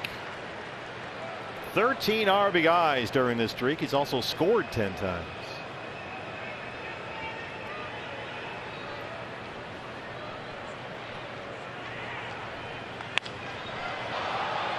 Lifts it out to very short left center. Jankowski, Tavares, and nobody can get there. Corbin hustles into third. Perdomo's home, and Tommy Pham drives in another run. It's 13 consecutive games with a base hit and a 4-0 D-backs lead. Boy, he found the Bermuda Triangle right there. Well, that is a tough play for a base runner. Obviously, you don't want to get doubled off your base. You've got to make sure you see that ball down on the ground. But once it's down on the ground, you've got to really bust it to that next base. And Corbin Carroll did exactly that, advancing to second and third like he's stealing a base. First 4 have reached with base hits in the fifth. There is Christian Walker.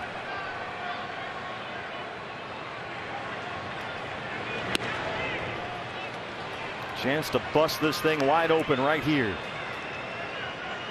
4 runs on 8 hits. Christian singled and scored in the second, struck out in the third.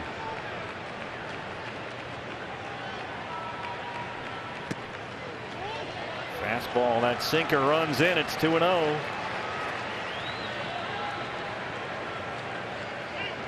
Christian in 19 games this month has 6 homers and 16 runs batted in. He's having a big month of August.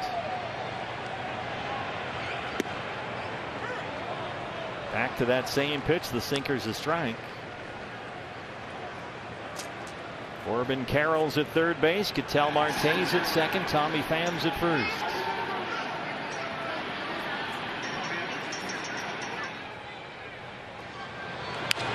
Check swing, lines it to first. Low is there. Everybody's back safely. And that's the first out in the 5th. Good reaction by the base runners that time. You have to freeze on a line drive, even a soft line drive, right to Nathaniel Lowe that time. Lourdes singled in the second, 1 for 2.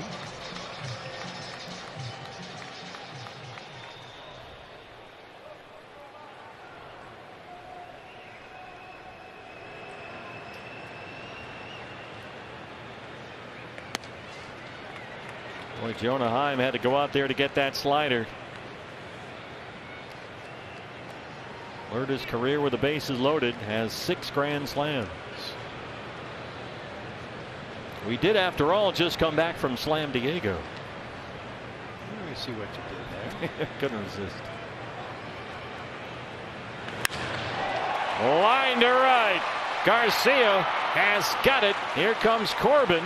Marte tags up as well. Another run is home, and it's 5-0 the RBI for Gurriel. How about some tacos for your day off tomorrow? I like it. Well, we might clear the bases there if that one got by Garcia all the way to the wall out there in front of the pool. Well, 2 runs home, 2 outs now. They're on the corners for Alek Thomas, who was walked and struck out against John Gray.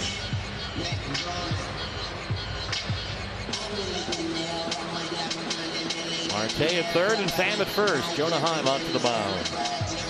Don't forget, it's our D-backs Give Back broadcast fundraiser.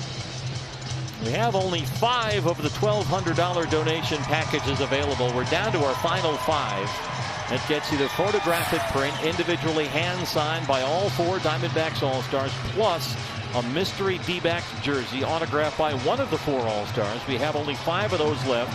We are down to about 250 prints. That's the $650 donation. Individually hand-signed by all 4 Diamondback All-Stars and authenticated by Major League Baseball. 1 print per customer.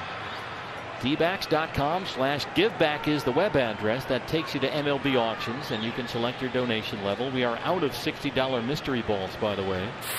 Our Diamondback fans have really stepped up once again to help fund our Arizona Diamondbacks Foundation.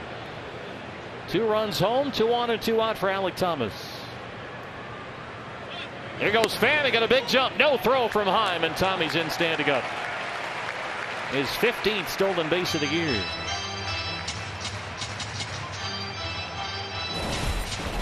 Anderson takes a while to unload the ball out there on the mound. He starts with his left foot pointed back toward the shortstop, closes his upper body as he starts his delivery. Pretty easy to run on.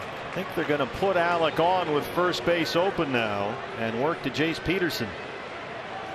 So Thomas will get the free pass after the steal by Pham, and here comes Peterson, who has hit into a double play and walked. Bruce Bochy out to the mound. I imagine he's got a left-hander ready in his bullpen. I think so. He's got a few to choose from back there, too. Rangers carry 4 lefties in their bullpen. 2 more runs home in his 5th. Chance to score a few more. We're back in a moment.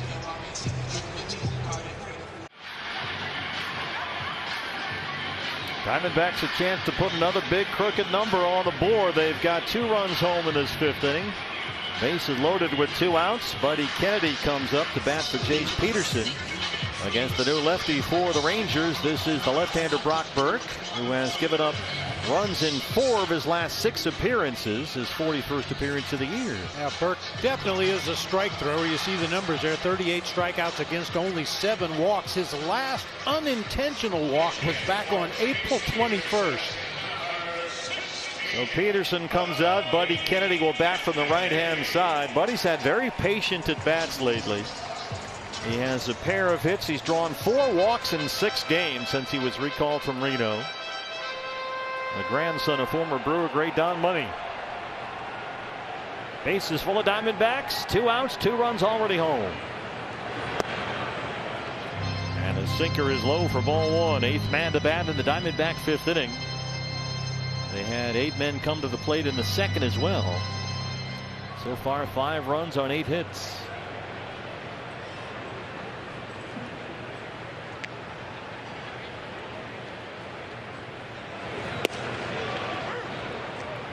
Del Marte's at third, Tommy Pham's at second, and Alan Thomas is at first. Great speed on the bases if Buddy can find a gap here. Oh, yeah. With 2 outs.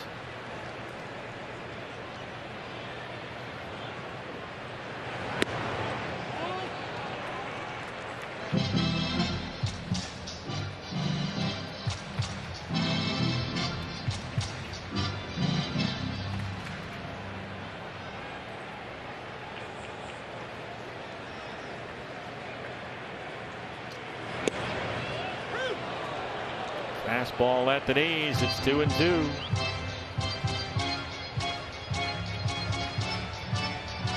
Diamondbacks 4 over 500. They're climbing their way back. They've won 8 of 10. They lead this one 5-0. 2-2 on Buddy Kennedy. Buddy hits it deep to right, but Garcia gets there. They strand 3, but they get 2, and after 5, they lead the Rangers 5-0.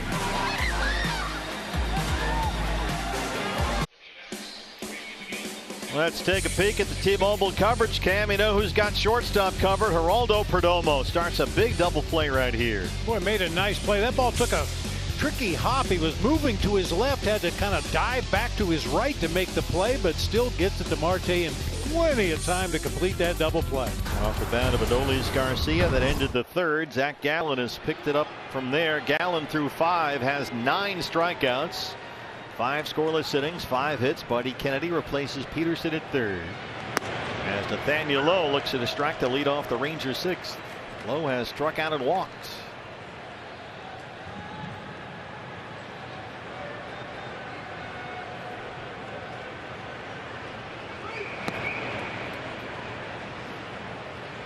We are sold out, I am told, as part of our D-backs broadcast fundraiser of our $1,200 donation packages. Congratulations, D-backs fans. You have sold out the entire package at the $1,200 level. That's a fair ball for Walker. Going to take it himself. Thought about tossing to Gallen at the last minute. Decided to finish with closing speed. And he had just enough.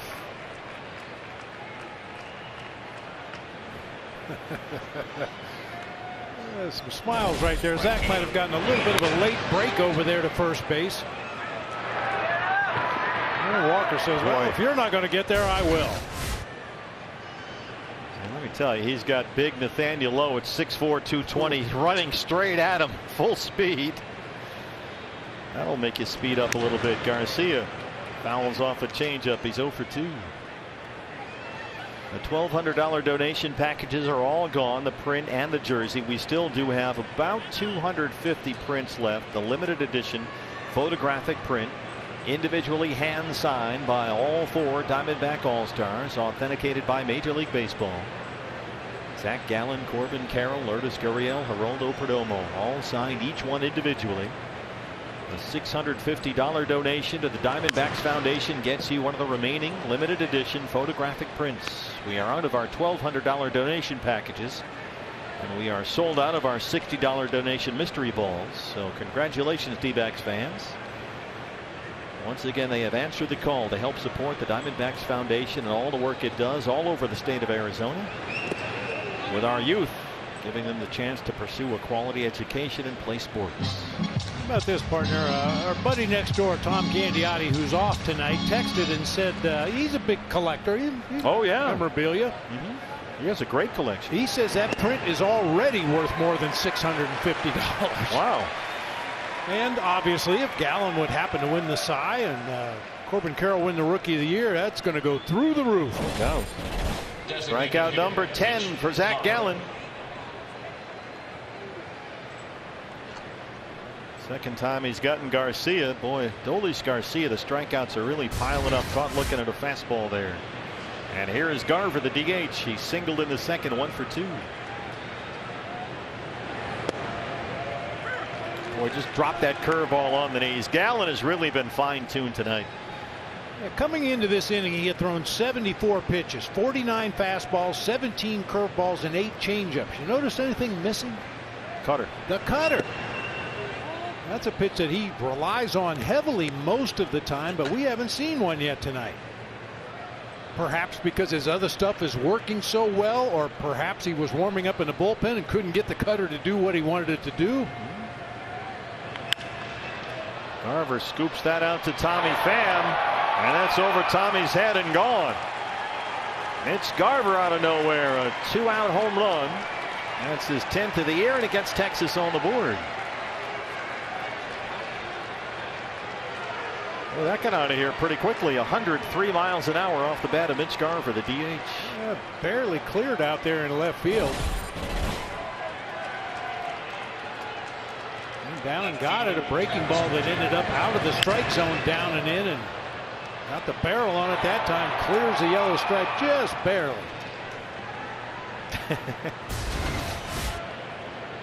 Travis Jankowski. 1 run on 6 hits for Texas. The 10th of the year for Garver, who splits the catching duties with Jonah Heim. Jankowski 0 for 2. He's the left fielder tonight.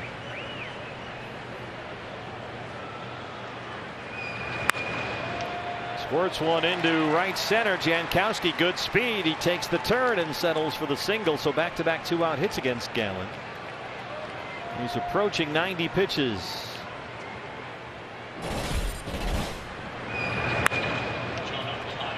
Jankowski had pretty decent career numbers against Zach Gallen coming into play here tonight. Not a lot of at bats, but he was 2 for 6 coming in with a triple. Well, be careful of Jonah Heim. You don't want to make this too interesting. Heim has struck out twice against Zach so far tonight, 0 for 2. Gallen working the 3rd time through the Rangers order, goes with a fastball upstairs for strike 1.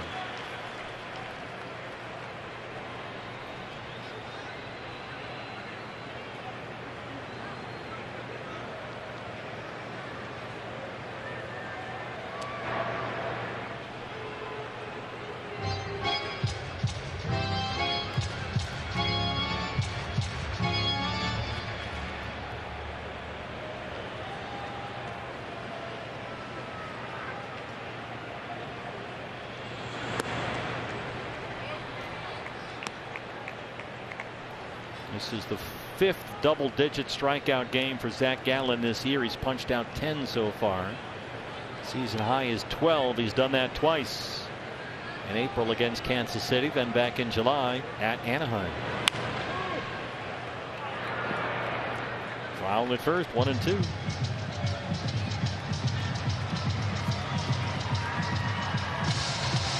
See how Zach tries to put Jonah Heim away right here.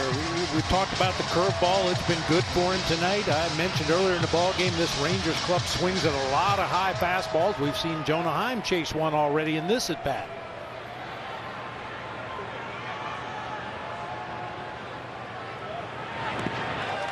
And he waves at that one, the curveball. And Zach Gallen threw 6 with 11 strikeouts, but Mitch Garver gets the Rangers on the board. A solo homer, his 10th. Bottom 6 coming up. It's 5-1 Diamondbacks.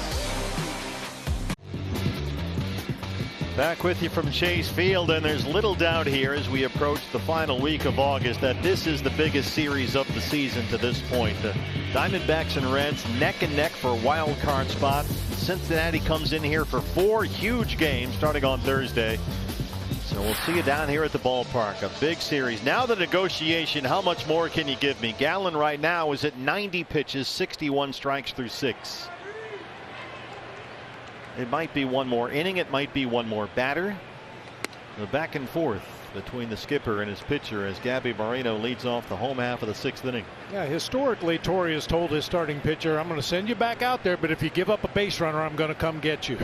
That's true. Of course, a lot of it depends on matchups, who's coming up the next half inning. But there are nights, he has said, where he'll ask Zach or Merrill Kelly one more inning, an extra 10, 15 pitches. It's that time of year. Gabby has an RBI single. He has hit into a double play, 1 for 2 today. Brock Burke, the left-hander, still out there for the Rangers. Sanderson Ford bullpen. The right-hander for the Diamondbacks, Justin Martinez, who worked 1 inning in the ball game last night. Justin had 2 strikeouts, got 3 outs in the 8th last night.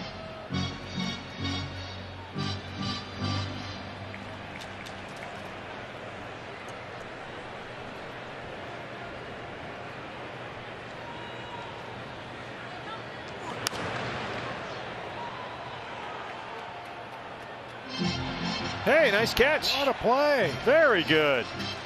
High five. The 20-year club t-shirt. How about that? He earned it.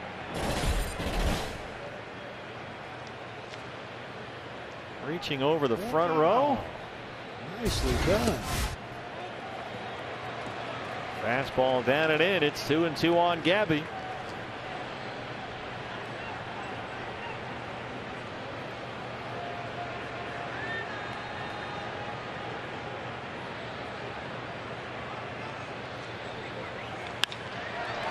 That has a chance to get down, and it does. Jankowski's in pursuit. It gets to the wall. Gabriel Moreno has a leadoff double. Well, I wish I had an autograph ball from that guy. Well, you have to give that back. I told you.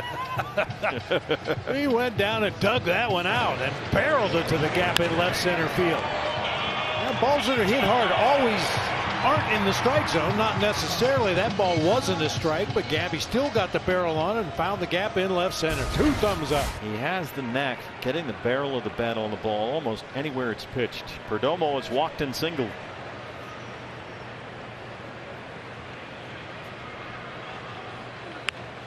Bunts it up the first base line, and it just does roll foul. Once it got on the dirt, it hung on there for as long as it could. Yeah, it hit that infield grass, and that's just higher than the dirt, just enough to deflect that ball back into foul territory. Looked like that was going to be a perfect bunt, and then just trickles into foul territory. Perdomo almost outran the ball there. Yeah, see, it hits the grass and then just starts curving into foul territory. Of course, it's not a foul ball until the defender touches it or it goes past the base. Sometimes, as you pointed out, when they have spin, it will go back into fair territory. Yeah, that one didn't, of course. And Lowe was a little slow picking that ball up once it was in foul territory. Chance to get that run back. Perdomo squares again, goes the other side this time. Duran's on it, and he almost threw it away. Nice play there by Lowe as Moreno gets into third. And while Corbin Carroll makes his way up, let's get this from Jack of the Box. My classic sourdough Jack. It's named after your 2 favorite things, sourdough and me. Only at Jack. Corbin has singled twice, stolen a base, and scored a run. He's 2 for 3. Moreno's at third with 1 out. Infield in for the Rangers. Corbin skies one high in the air, left center. Jankowski's under it. Gabby's at third, and here he comes. Throw is cut off. The RBI for Corbin. They get the run back. It's 6-1. Get him on, get him over, get him in. Second sacrifice fly to drive in a run in this ball game. Just deep enough. And here is Ketel Marte.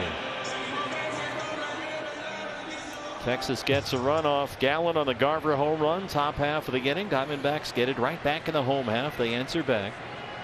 Ketel has singled and struck out twice, 1 for 3.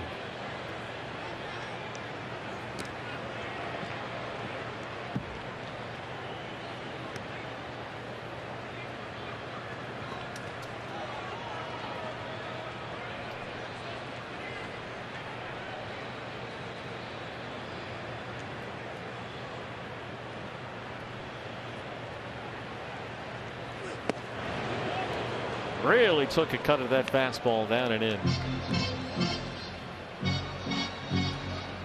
Marte sitting on 99 career home runs as a Diamondback. He's just over 100 for his career, counting his time in Seattle. Reaches down and pokes that changeup foul. 1 ball and 2 strikes.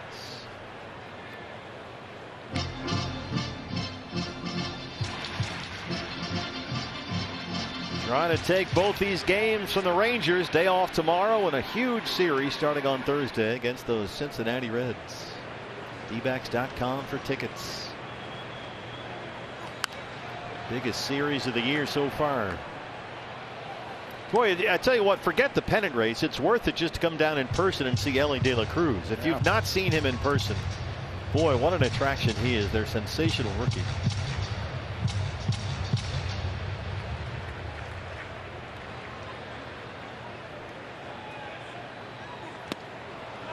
Cattell chased that changeup. Diamondbacks get one back, and after 6, they lead the Rangers 6-1.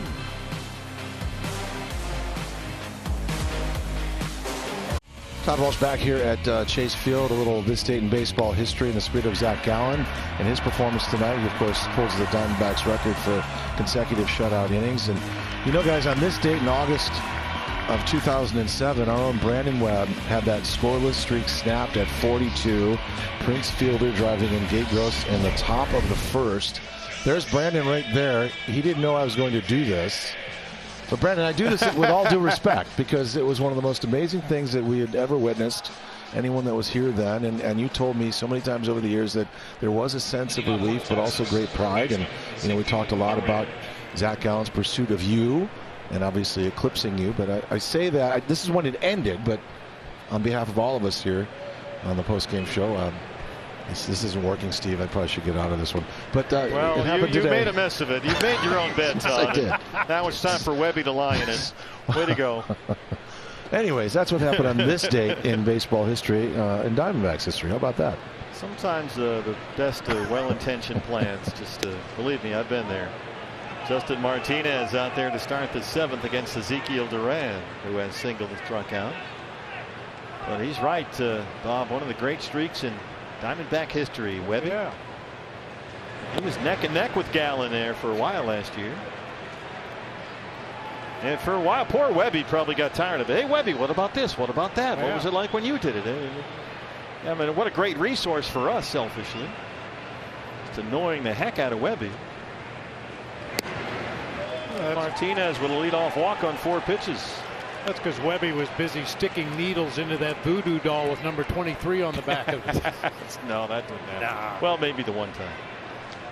And Brent Strom out to the mound. So Gallen done after 6. Zach went 90 pitches.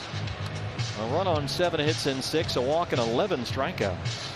And they'll get to Martinez now for the 2nd consecutive night. Justin worked the 8th inning, had a couple of strikeouts in last night's ball game, threw 18 pitches in that appearance, and now he's getting the chat from Brent Strom. Up 6-1 in the 7th. You don't want any unnecessary base runners. No. Especially against a team that slugs like this Rangers group. And I said before the ball game, this was my pick to click tonight, the bullpen. We were pretty sure Zach Gallen was going to give us a real good start, which he has done. 6 strong innings, gave up only the 1 run on a solo homer. Now the bullpen's got to close it out. Leody Taveras, 99 on the corner for a strike. Taveras has grounded out, struck out, 0 for 2. Don't forget, we are continuing our broadcast fundraiser, dbacks.com/giveback. We're getting down to the final 100 or so limited edition photographic prints autographed by all 4 Diamondback All-Stars. Corbin Carroll, Zach Gallen, Lourdes Gurriel Jr. and Geraldo Perdomo, each print individually signed by all 4 players and authenticated by Major League Baseball. $650 donation to the Arizona Diamondbacks Foundation gets you 1 print. And we're starting to get a little low on our supply here as the game wears on. That's the web address, top left of your screen, dbacks.com/giveback. That takes you to the MLB auctions page, he tried to say. And you can select your donation level there. How's the splitter up there?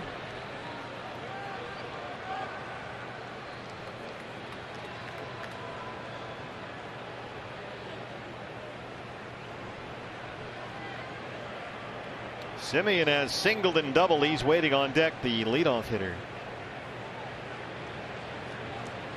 2-2. Diamondbacks have out hit the Rangers 9-7. They lead it 6-1. Looking to sweep this 2-game set. Kyle Nelson, the left-hander, in the Sanderson Ford bullpen. Getting ready for Seager and Lowe.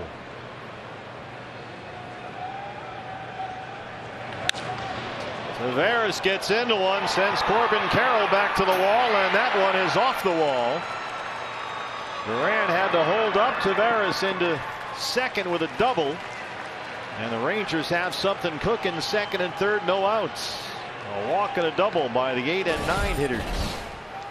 Very fortunate that ball stayed in the ballpark. Looked like a splitter working its way down, but just kind of stopped breaking, and that's when Tavares made contact, bangs it off the wall out there in right field. Well, this is almost certainly going to be Justin's final hitter. It's Marcus Semien, the leadoff man, who has struck out, singled, and doubled.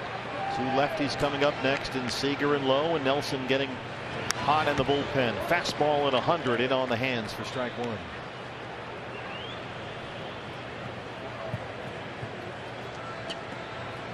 Semien already has 4 hits in the series. He leads the Rangers in hits this year. He leads the league in runs scored.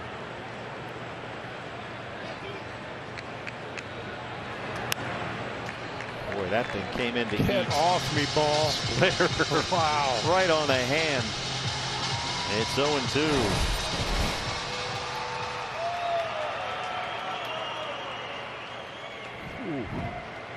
Better pull those hands in. Got him. Went right back to the split. He gets his first out. Nelson set to go in the bullpen, and here comes the skipper.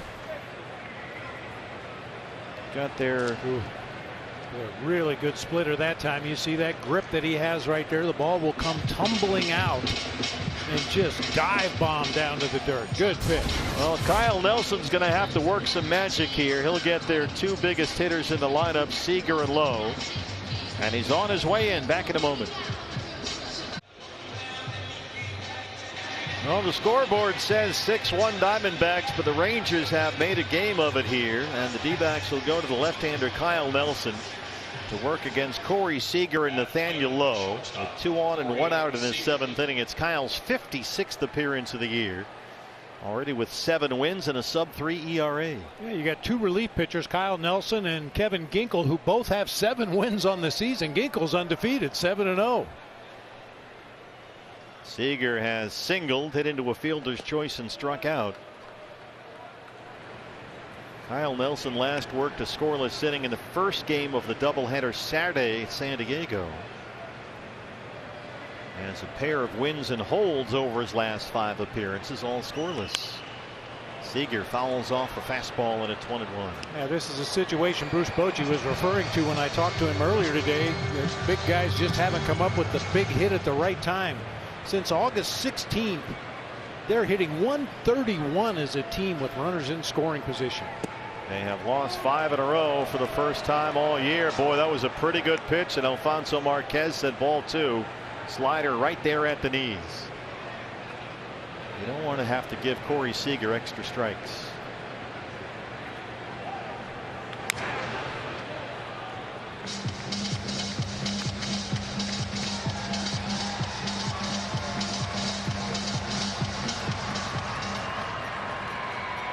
Ezekiel Duran is at third. Leody Taveras at second. 1 out in the 7th. Still 2-2 on Seager. A slider up in the zone that time.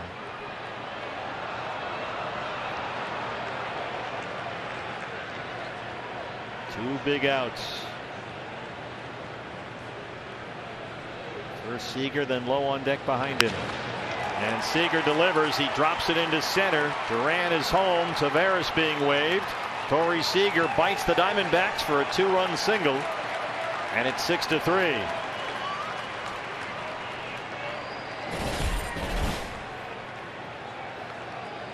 Seager takes a high fastball and bangs it right back up the middle of the field. See, Marte was playing him a few steps to pull that time and just didn't have enough time to react to that ball up the middle of the field, and the Rangers got the lead in half. And here is Nathaniel Lowe, who had that big 2-run double in the 11th inning last night, and has been Lowe's only hit in the series so far.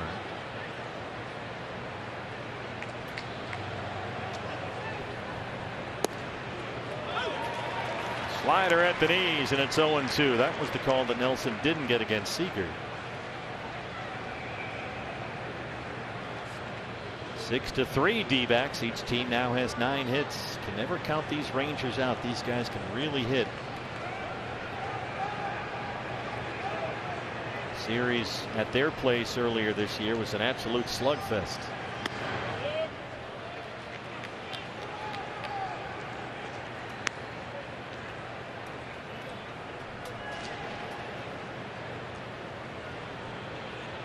Zach Gallen, 11 strikeouts through 6 tonight, looking for what would be his 14th win. And Lowe delivers. 2 big hits by the lefties against Nelson. Seager stops at second. And that gets the tying run up to the plate at Adolis Garcia. Right fielder Adolis Garcia. Another elevated fastball out over the plate. You have to do a better job of keeping it down or go a little bit higher. Throwing him right in that happy zone. Kyle has given up hits to the 2 lefties, and now he deals with Garcia, who is leading the American League in RBIs. Brent Strom has a plan. Look at everybody looking at Strom. The whole huddle locked in. They're scared to look away. Yeah, it would be too. Garcia has struck out twice and hit into a double play against Gallen. He homered here last night, his 31st of the year. That's 3rd in the American League. Tying run at the plate with 1 out in the 7th. Seager's at second and Lowe's at first.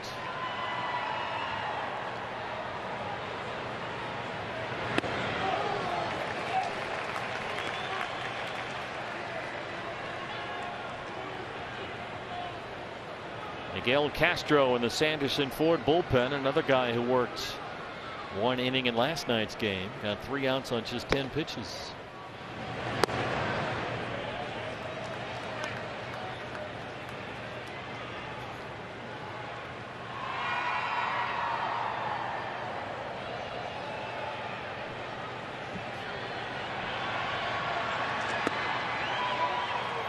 Well, this is the matchup that Torey Lovullo was maneuvering to get. Nelson against the 2 lefties, but so far 2 hits and 2 runs, and now he's in there against the right-hander Garcia, and behind in the count 2 balls and a strike.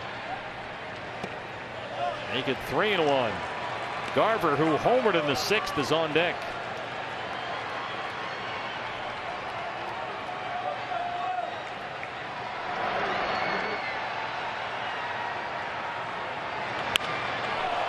Fly ball to left. Backpedaling his Pham. He's got it in front of the warning track. A sinking liner. 2 outs. And Torey Lovullo out to maybe get Nelson here. He's faced his requisite 3 batters. And they'll go to Castro to work to Garver. 3rd reliever in this 7th inning. Texas has 2 across to make it a 6-3 game. A rough outing for Kyle. We're back after this.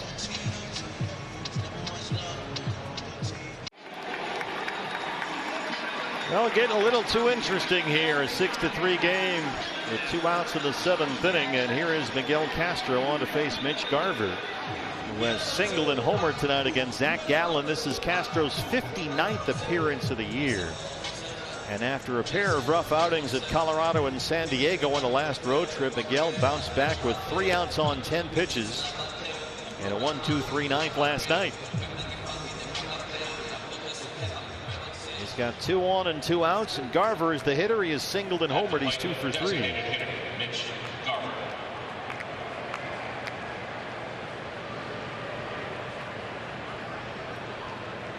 Corey Seager's at second base. Nathaniel Lowe's at first. A run is in.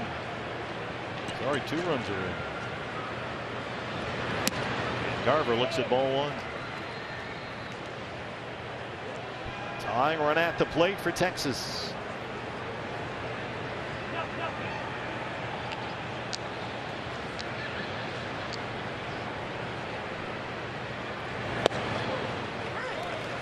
Here's that sinker, which Torey Lovello described as being wrapped in barbed wire.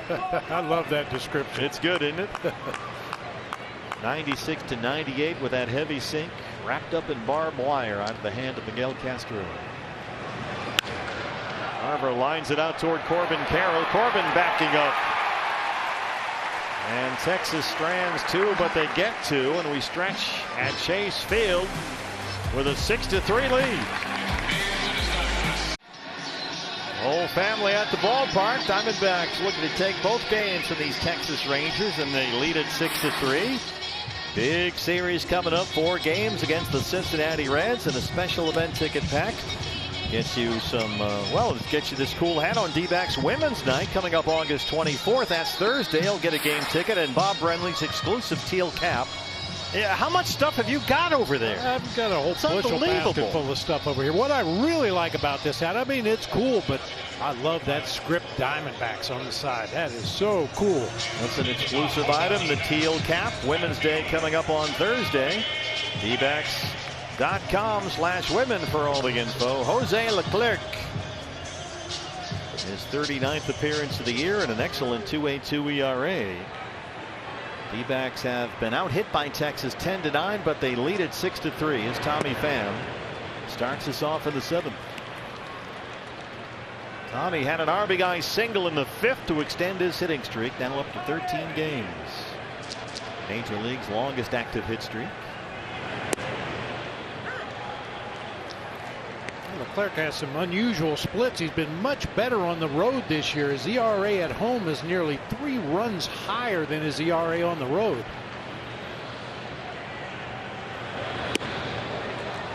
And Tommy way out in front of that slider.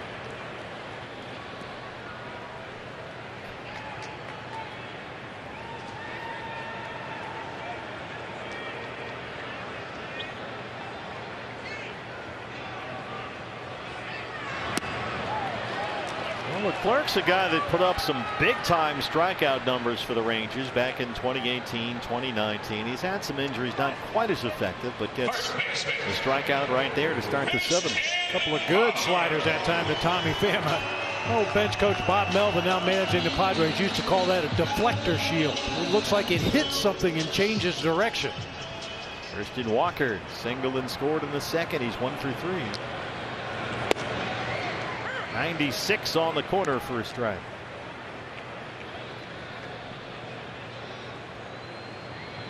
Now you go back to the 2019 season. Leclerc had 100 strikeouts in less than 69 innings coming out of the Ranger bullpen.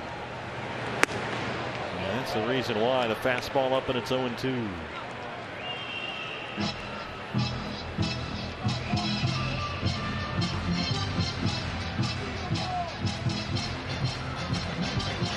Kevin Ginkel, another guy that worked in the game last night, warming up for the Sanderson Ford bullpen. Torey Lovello with the scheduled off day tomorrow, doubling up with a lot of his A relievers back there.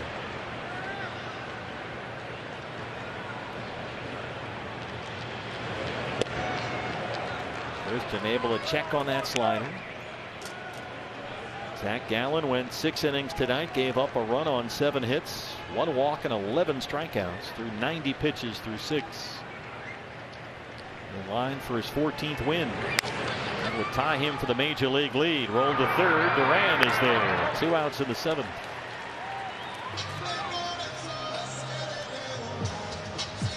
You could use some Pena power right about now. Here comes Lourdes, who has singled and scored. He's also knocked in a run with a sac fly.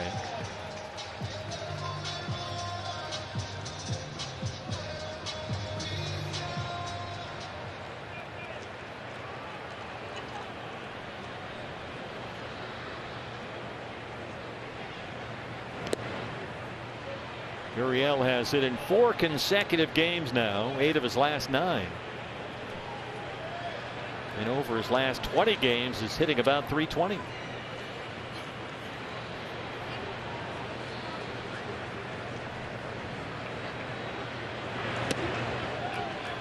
Boy, guys are jumping on that slider.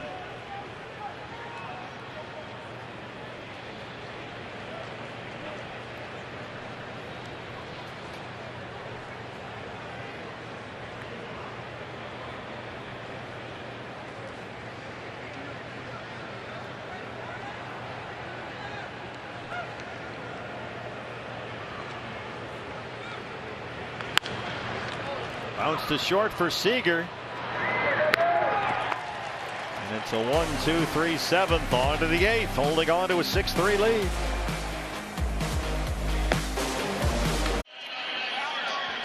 D-backs looking to take both games from these first place Texas Rangers, hanging on to a 6-3 lead as Kevin Ginkel is out there to start the top of the 8th inning. And a reminder, you can watch all the Diamondbacks games live in market on MLB.tv. The days of the blackouts are over, now streaming in market. And you can start a 7-day free trial today, subject to national exclusivities. D-backs baseball, presented by Major League Baseball, live in market on MLB.tv. Well, here is Kevin Ginkel, who was the winning pitcher in last night's game. Zach Gallen went 6 innings. And yet here we are in the 8th inning, and we're already 4 relievers into the game.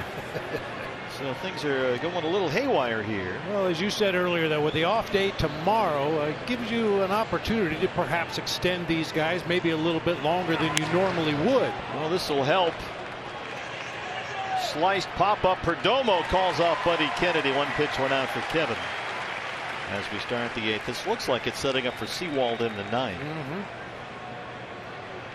Paul worked a 1-2-3 10th inning in the game last night through 14 pitches. Here is the catcher Jonah Heim, who struck out all 3 times he faced Zach Gallen tonight.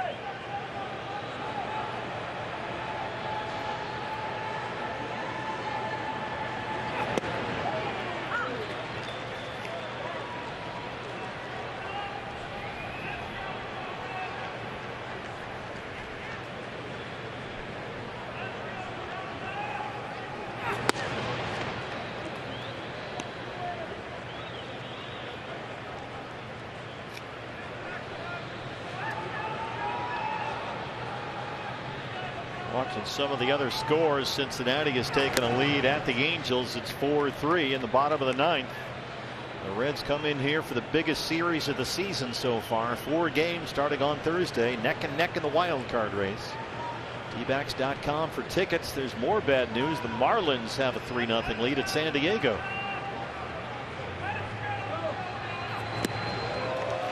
Ginkel gets a big swing and a miss on a slider. So Cincinnati winning and Miami winning both in the 9th.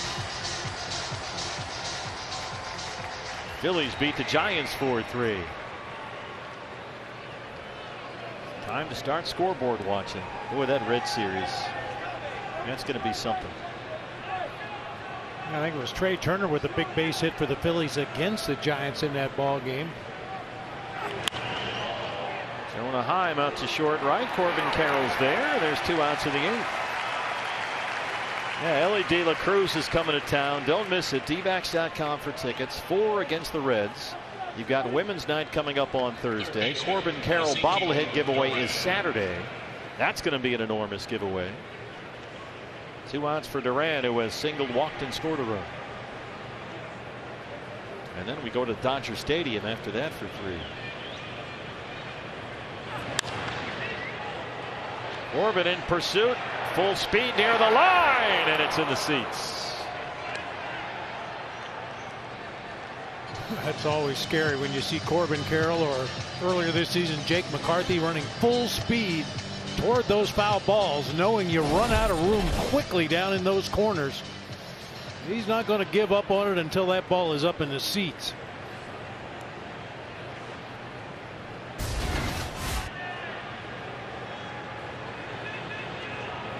Oh, 0-1 on the Ranger third baseman. Make it 0-2.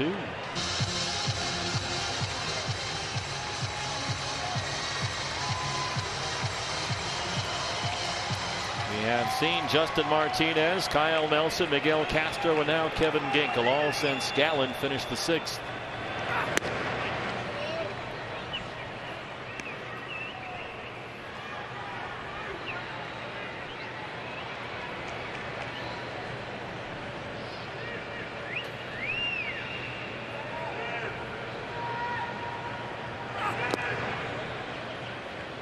Slider missed. 2 balls and 2 strikes.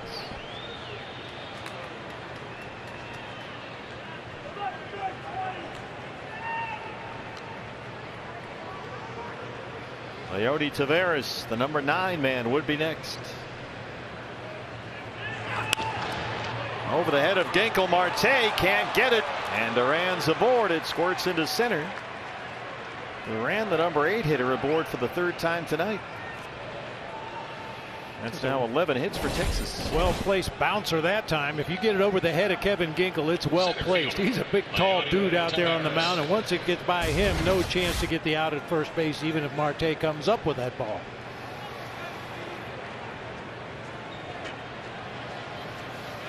Leody Taveras doubled and scored in the 7th, 1 for 3.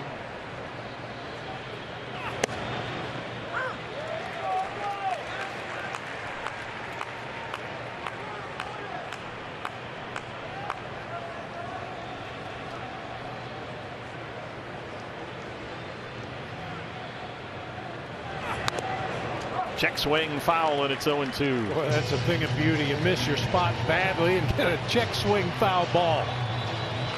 We're down to our final 75 photographic prints. dbacks.com/giveback. A $650 donation gets you that limited edition photographic print, individually hand signed by all 4 D-backs All-Stars. We only have about 75 left in our annual D-backs Give Back broadcast fundraiser to support the Arizona Diamondbacks Foundation. All 4 All-Stars each signed 525 of those.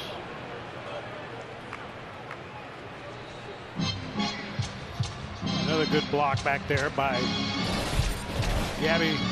Just spikes a slider, hits way out in front of home plate, but he gets it on the chest protector, keeps it close enough to hold that runner at first base. Every 90 feet is important from now until the end of the season.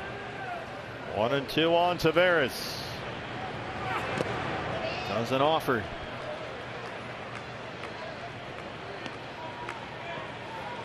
I remember talking to Jeff Bannister very early on this season about Gabby Moreno. I didn't know a lot about him coming over from Toronto and wanted to know what Banny saw in Moreno. And back then, I mean, this was 2nd week of the season. Said he needs a little work on his blocking, but everything else about his game I like a lot. And man, has he come a long way blocking that ball in the dirt, and it doesn't come easy. That's a workout you do not want to have. Hey, put your gear on. We're going down to the bullpen and block some balls. Oh, jeez. Danny is not an easy A either. No. It is not pass fail. Chop to second for Cattell. And Ginkel gets 3 outs in the 8th. 6-3 Diamondbacks. Zach Gallen with another outstanding outing tonight. We're going to show you his grips. That's the 4-seam fastball. Notice the fingers right behind the ball. On his curve, he gets his fingers down around the ball a little bit and really pulls down with the middle finger. The changeup is very easy to identify the grip. That circle change. Kind of throws it 3-fingered with his thumb on the side of the ball. Gets that tremendous downward movement. Those are the only 3 pitches he's thrown tonight. A 4-seamer, a changeup, and a knuckle curve. Here's his 11 strikeouts in the ballgame. StatCast powered by Google Cloud as Alec Thomas leads off the 8th against Leclerc. Alec has walked twice today.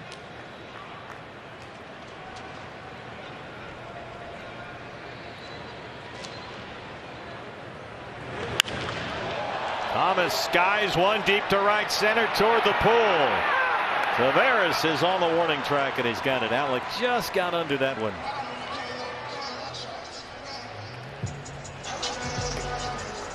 Paul Sewall looks like he'll get the 9th. Top of the order due up. The closer warming up in the Sanderson Ford bullpen. Simeon, Seager, Lowe, 1, 2, and 3 due up in the Texas 9th. A reminder, we're down to about our final 50 photographic prints. The $650 donation. Web address top left of your screen there, dbacks.com/giveback. Only about 50 to go. There they are, individually hand signed by all 4 Diamondback All-Stars. A limited edition photographic print authenticated by Major League Baseball. All to benefit the Arizona Diamondbacks Foundation. Popped up to 3rd for Duran, and there's 2 outs. My partner, I'll echo what you and Deb Castaldo said earlier in the ball game. Our fans are the best. Every time we have an effort to help the Arizona Diamondbacks Foundation, which does such tremendous work all across our state, it's not just the Valley, helping kids get an education, giving them the opportunity to play sports with Little League and softball fields, jerseys, uniforms, equipment, all kinds of different programs. It's all funded by UR fans through the Arizona Diamondbacks Foundation. So we thank all of you who participated tonight, and will continue to do so. dbacks.com/giveback. We still have some prints left, not many, but a few.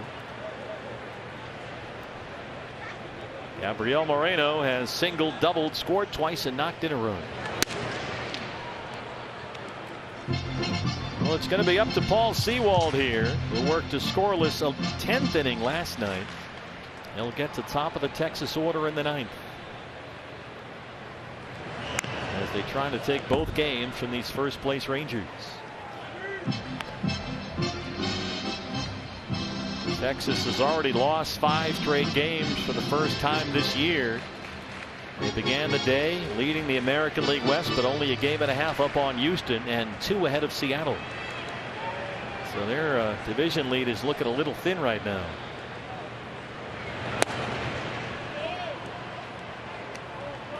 They didn't get Max Scherzer. He just pitched the other day, so he missed Max. Although you nearly collided with him down in the clubhouse. Yeah, I walked into their clubhouse and turned the corner, and there was Max Scherzer right in front of me. You know that big poster they used to have in Washington at the ballpark? Oh, yeah. Heterochromio eyes. Boy, when you see them in person, they scare you. Well, here we go. Closing time for Paul Sewald is coming out of the Sanderson Ford bullpen. He'll get Simeon, Seager, and Lowe with a 3-run lead in the 9th. This copyrighted telecast is presented by the authority of the Office of the Commissioner of Baseball and may not be reproduced or retransmitted in any form, and the accounts and descriptions of this game may not be disseminated without express written consent. Jump up and get down. And they take 2 from Texas. It's in the closer's hands now. Here is Paul Sewald. 53 appearances, including 8 with the Diamondbacks following his trade from Seattle.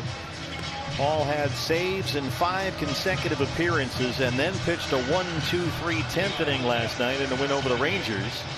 He threw 14 pitches in that appearance, and he'll get the top of the Texas lineup. Marcus Semien, who has 4 hits in the series, will lead it off for the Rangers. Defensive changes. Nick Ahmed replaces Geraldo Perdomo at shortstop. Perdomo goes to third in place of Buddy Kennedy.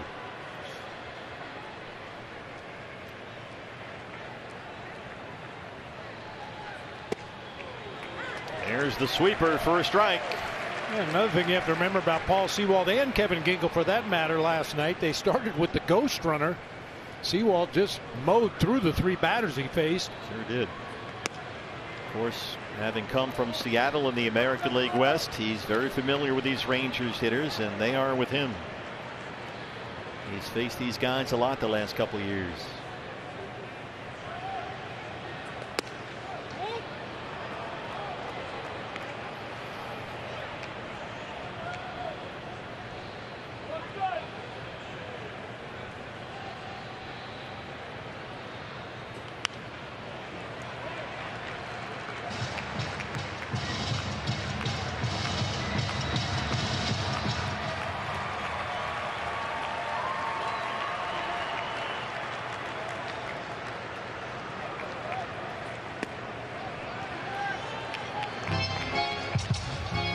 The thing you love about Paul Sewald, I don't mean to jinx him or anything, but he rarely throws that slider above the knees. It's always down, down, down. This is lifted to deep center. Alec Thomas on the run. Alec on the move. What a catch, Alec Thomas! Oh, wow!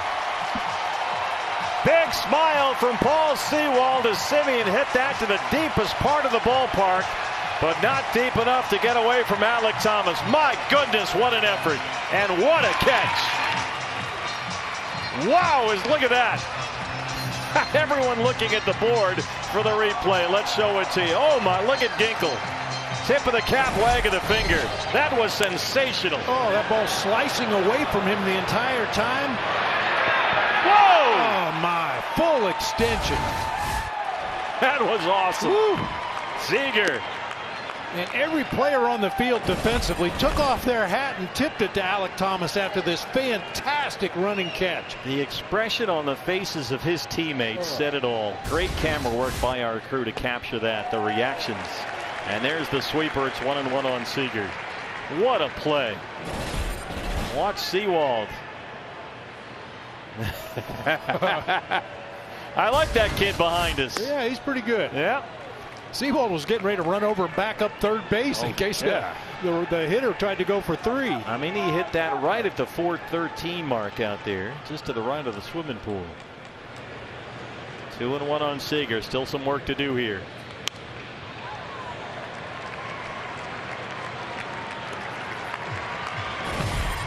Look at the reactions. Kevin Ginkel, Evan Longoria, tip of the cap. Wow, that was special. That was special. Oh, just handed a note from a gentleman who's seen an awful lot of ball games here at Chase Field. Before Chase Field, Bank One Ballpark, and he said it's the best catch he's ever seen in this park. Really? Yeah. Wow.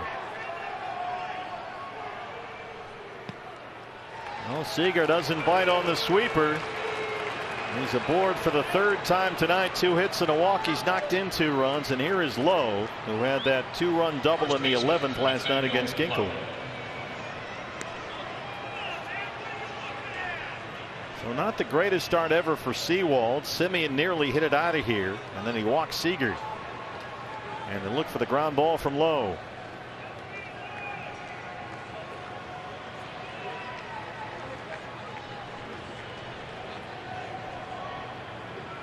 The thing you're really trying to avoid here is getting Garcia up there as the tying run. And he's on deck. So even if you just get 1 here, you'd probably take it. Just a footnote on that Alec Thomas catch. 30.2 sprint speed. His fastest this year. He ran 106 feet in just over 5 seconds. Boy, it's hard to put a value on defense. That's a potential game saver. Fastball foul back, and it's 1-2.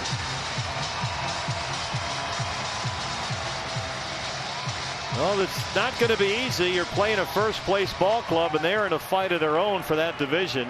And the American League RBI leader is waiting on deck. 1-2 on Nathaniel Lowe. Missed upstairs, not by much. 2-2. Well, Lowe swung at a lot of fastballs up there above the top of the zone in this series. Sewald tried to go to it, see if he could get him to nibble one more time.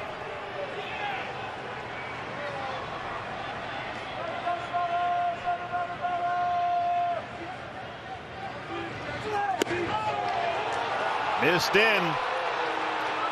It's full.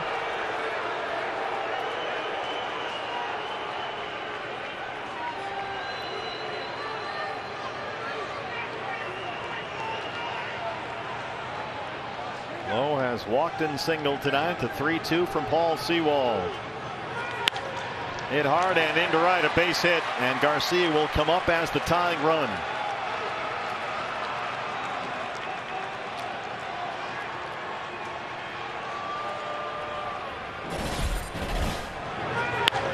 Comes with a fastball, and Lowe rolls over and hits a hard ground ball through that right side, putting Rangers at first and second for a dangerous hitter.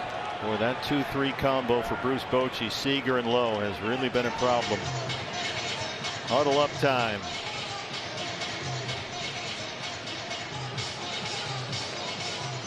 Now, Garcia's another guy that's chased a lot of high fastballs in this series, most of them with more velocity than Paul Sewald has. So see if he attacks high fastballs or if he throws that sweeper away.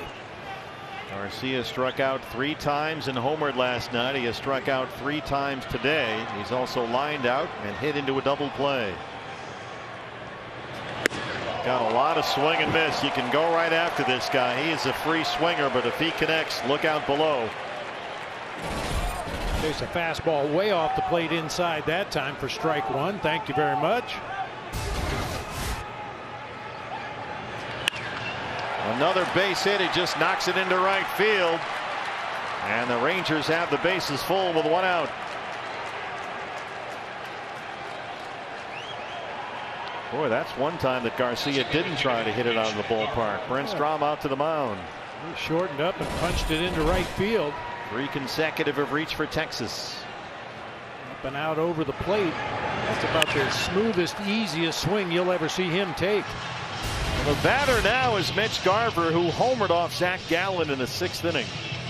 His 10th of the year.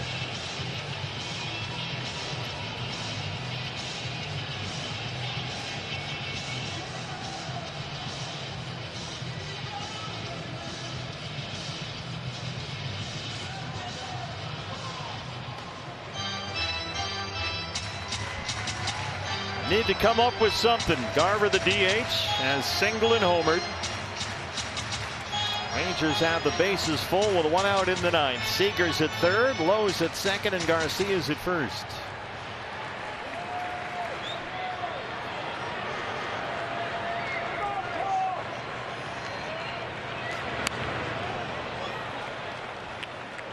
It's a 2-pitch attack from Paul Sewald. It's either the fastball or that sweeper.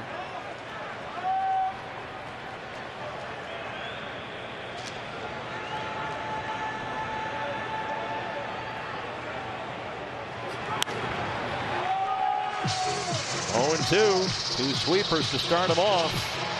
Travis Jankowski is the on-deck hitter for Texas. Looking to take both these 2 games from the Rangers here inside Chase. Reds coming in for 4 in a big series starting on Thursday. The 0-2. Punch the other way, foul out of play. Cincinnati has won. They won at the Angels. Bryce Jarvis, the right-hander, getting loose in the Sanderson Ford bullpen. Giants have lost. Cubs have lost. Marlins won. The wild card race is on. 0-2 on Mitch Garver.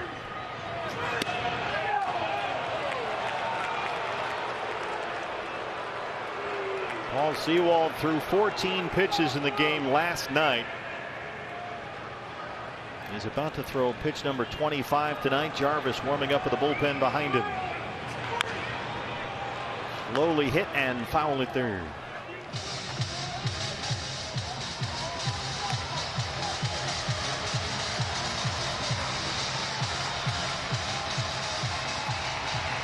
Boy, if Paul can't finish this off, you're going to put Bryce Jarvis, the kid, in a heck of a spot. Another 1-2. Got him. Back to that sweeper. 2 outs in the 9th.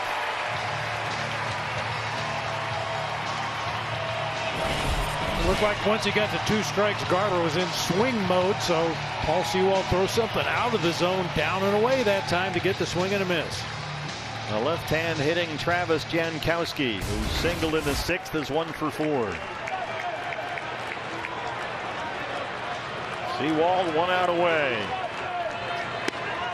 Fastball's a strike, and it's 0-1.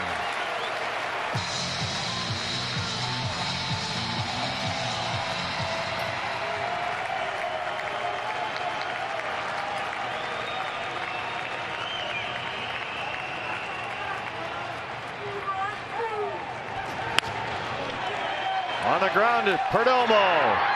Ball game. Diamondbacks take 2 from Texas. They have won 9 of their last 11, and they have climbed back to 5 over 500. And they will wait for the Cincinnati Reds for the biggest series of the year. 4 games starting on Thursday, but a highlight reel catch may have saved this one from their center fielder. Well, I'm not much of a dancer, but I do like the Texas 2-step. I see what you did there. Nice. Well, it got a little too interesting, but this is one of the plays of the year. Marcus Semien with a drive to deep right center, and look at Alec Thomas go get it full speed, and he had just enough to get there. Yeah. Well, Todd and Webby will set up D-backs postgame. They'll talk to Alec Thomas about that play. No one appreciated it more, of course, than Paul Sewald, who gets the final 3 outs. Tip of the cap to Alec. And it's another Diamondback win. They take 2 from Texas, 6-3 your final. And they are 5 games over 500. Up next, Todd and Webby, D-backs postgame show. It's a 6-3 win at D-back sweep. Back in a moment.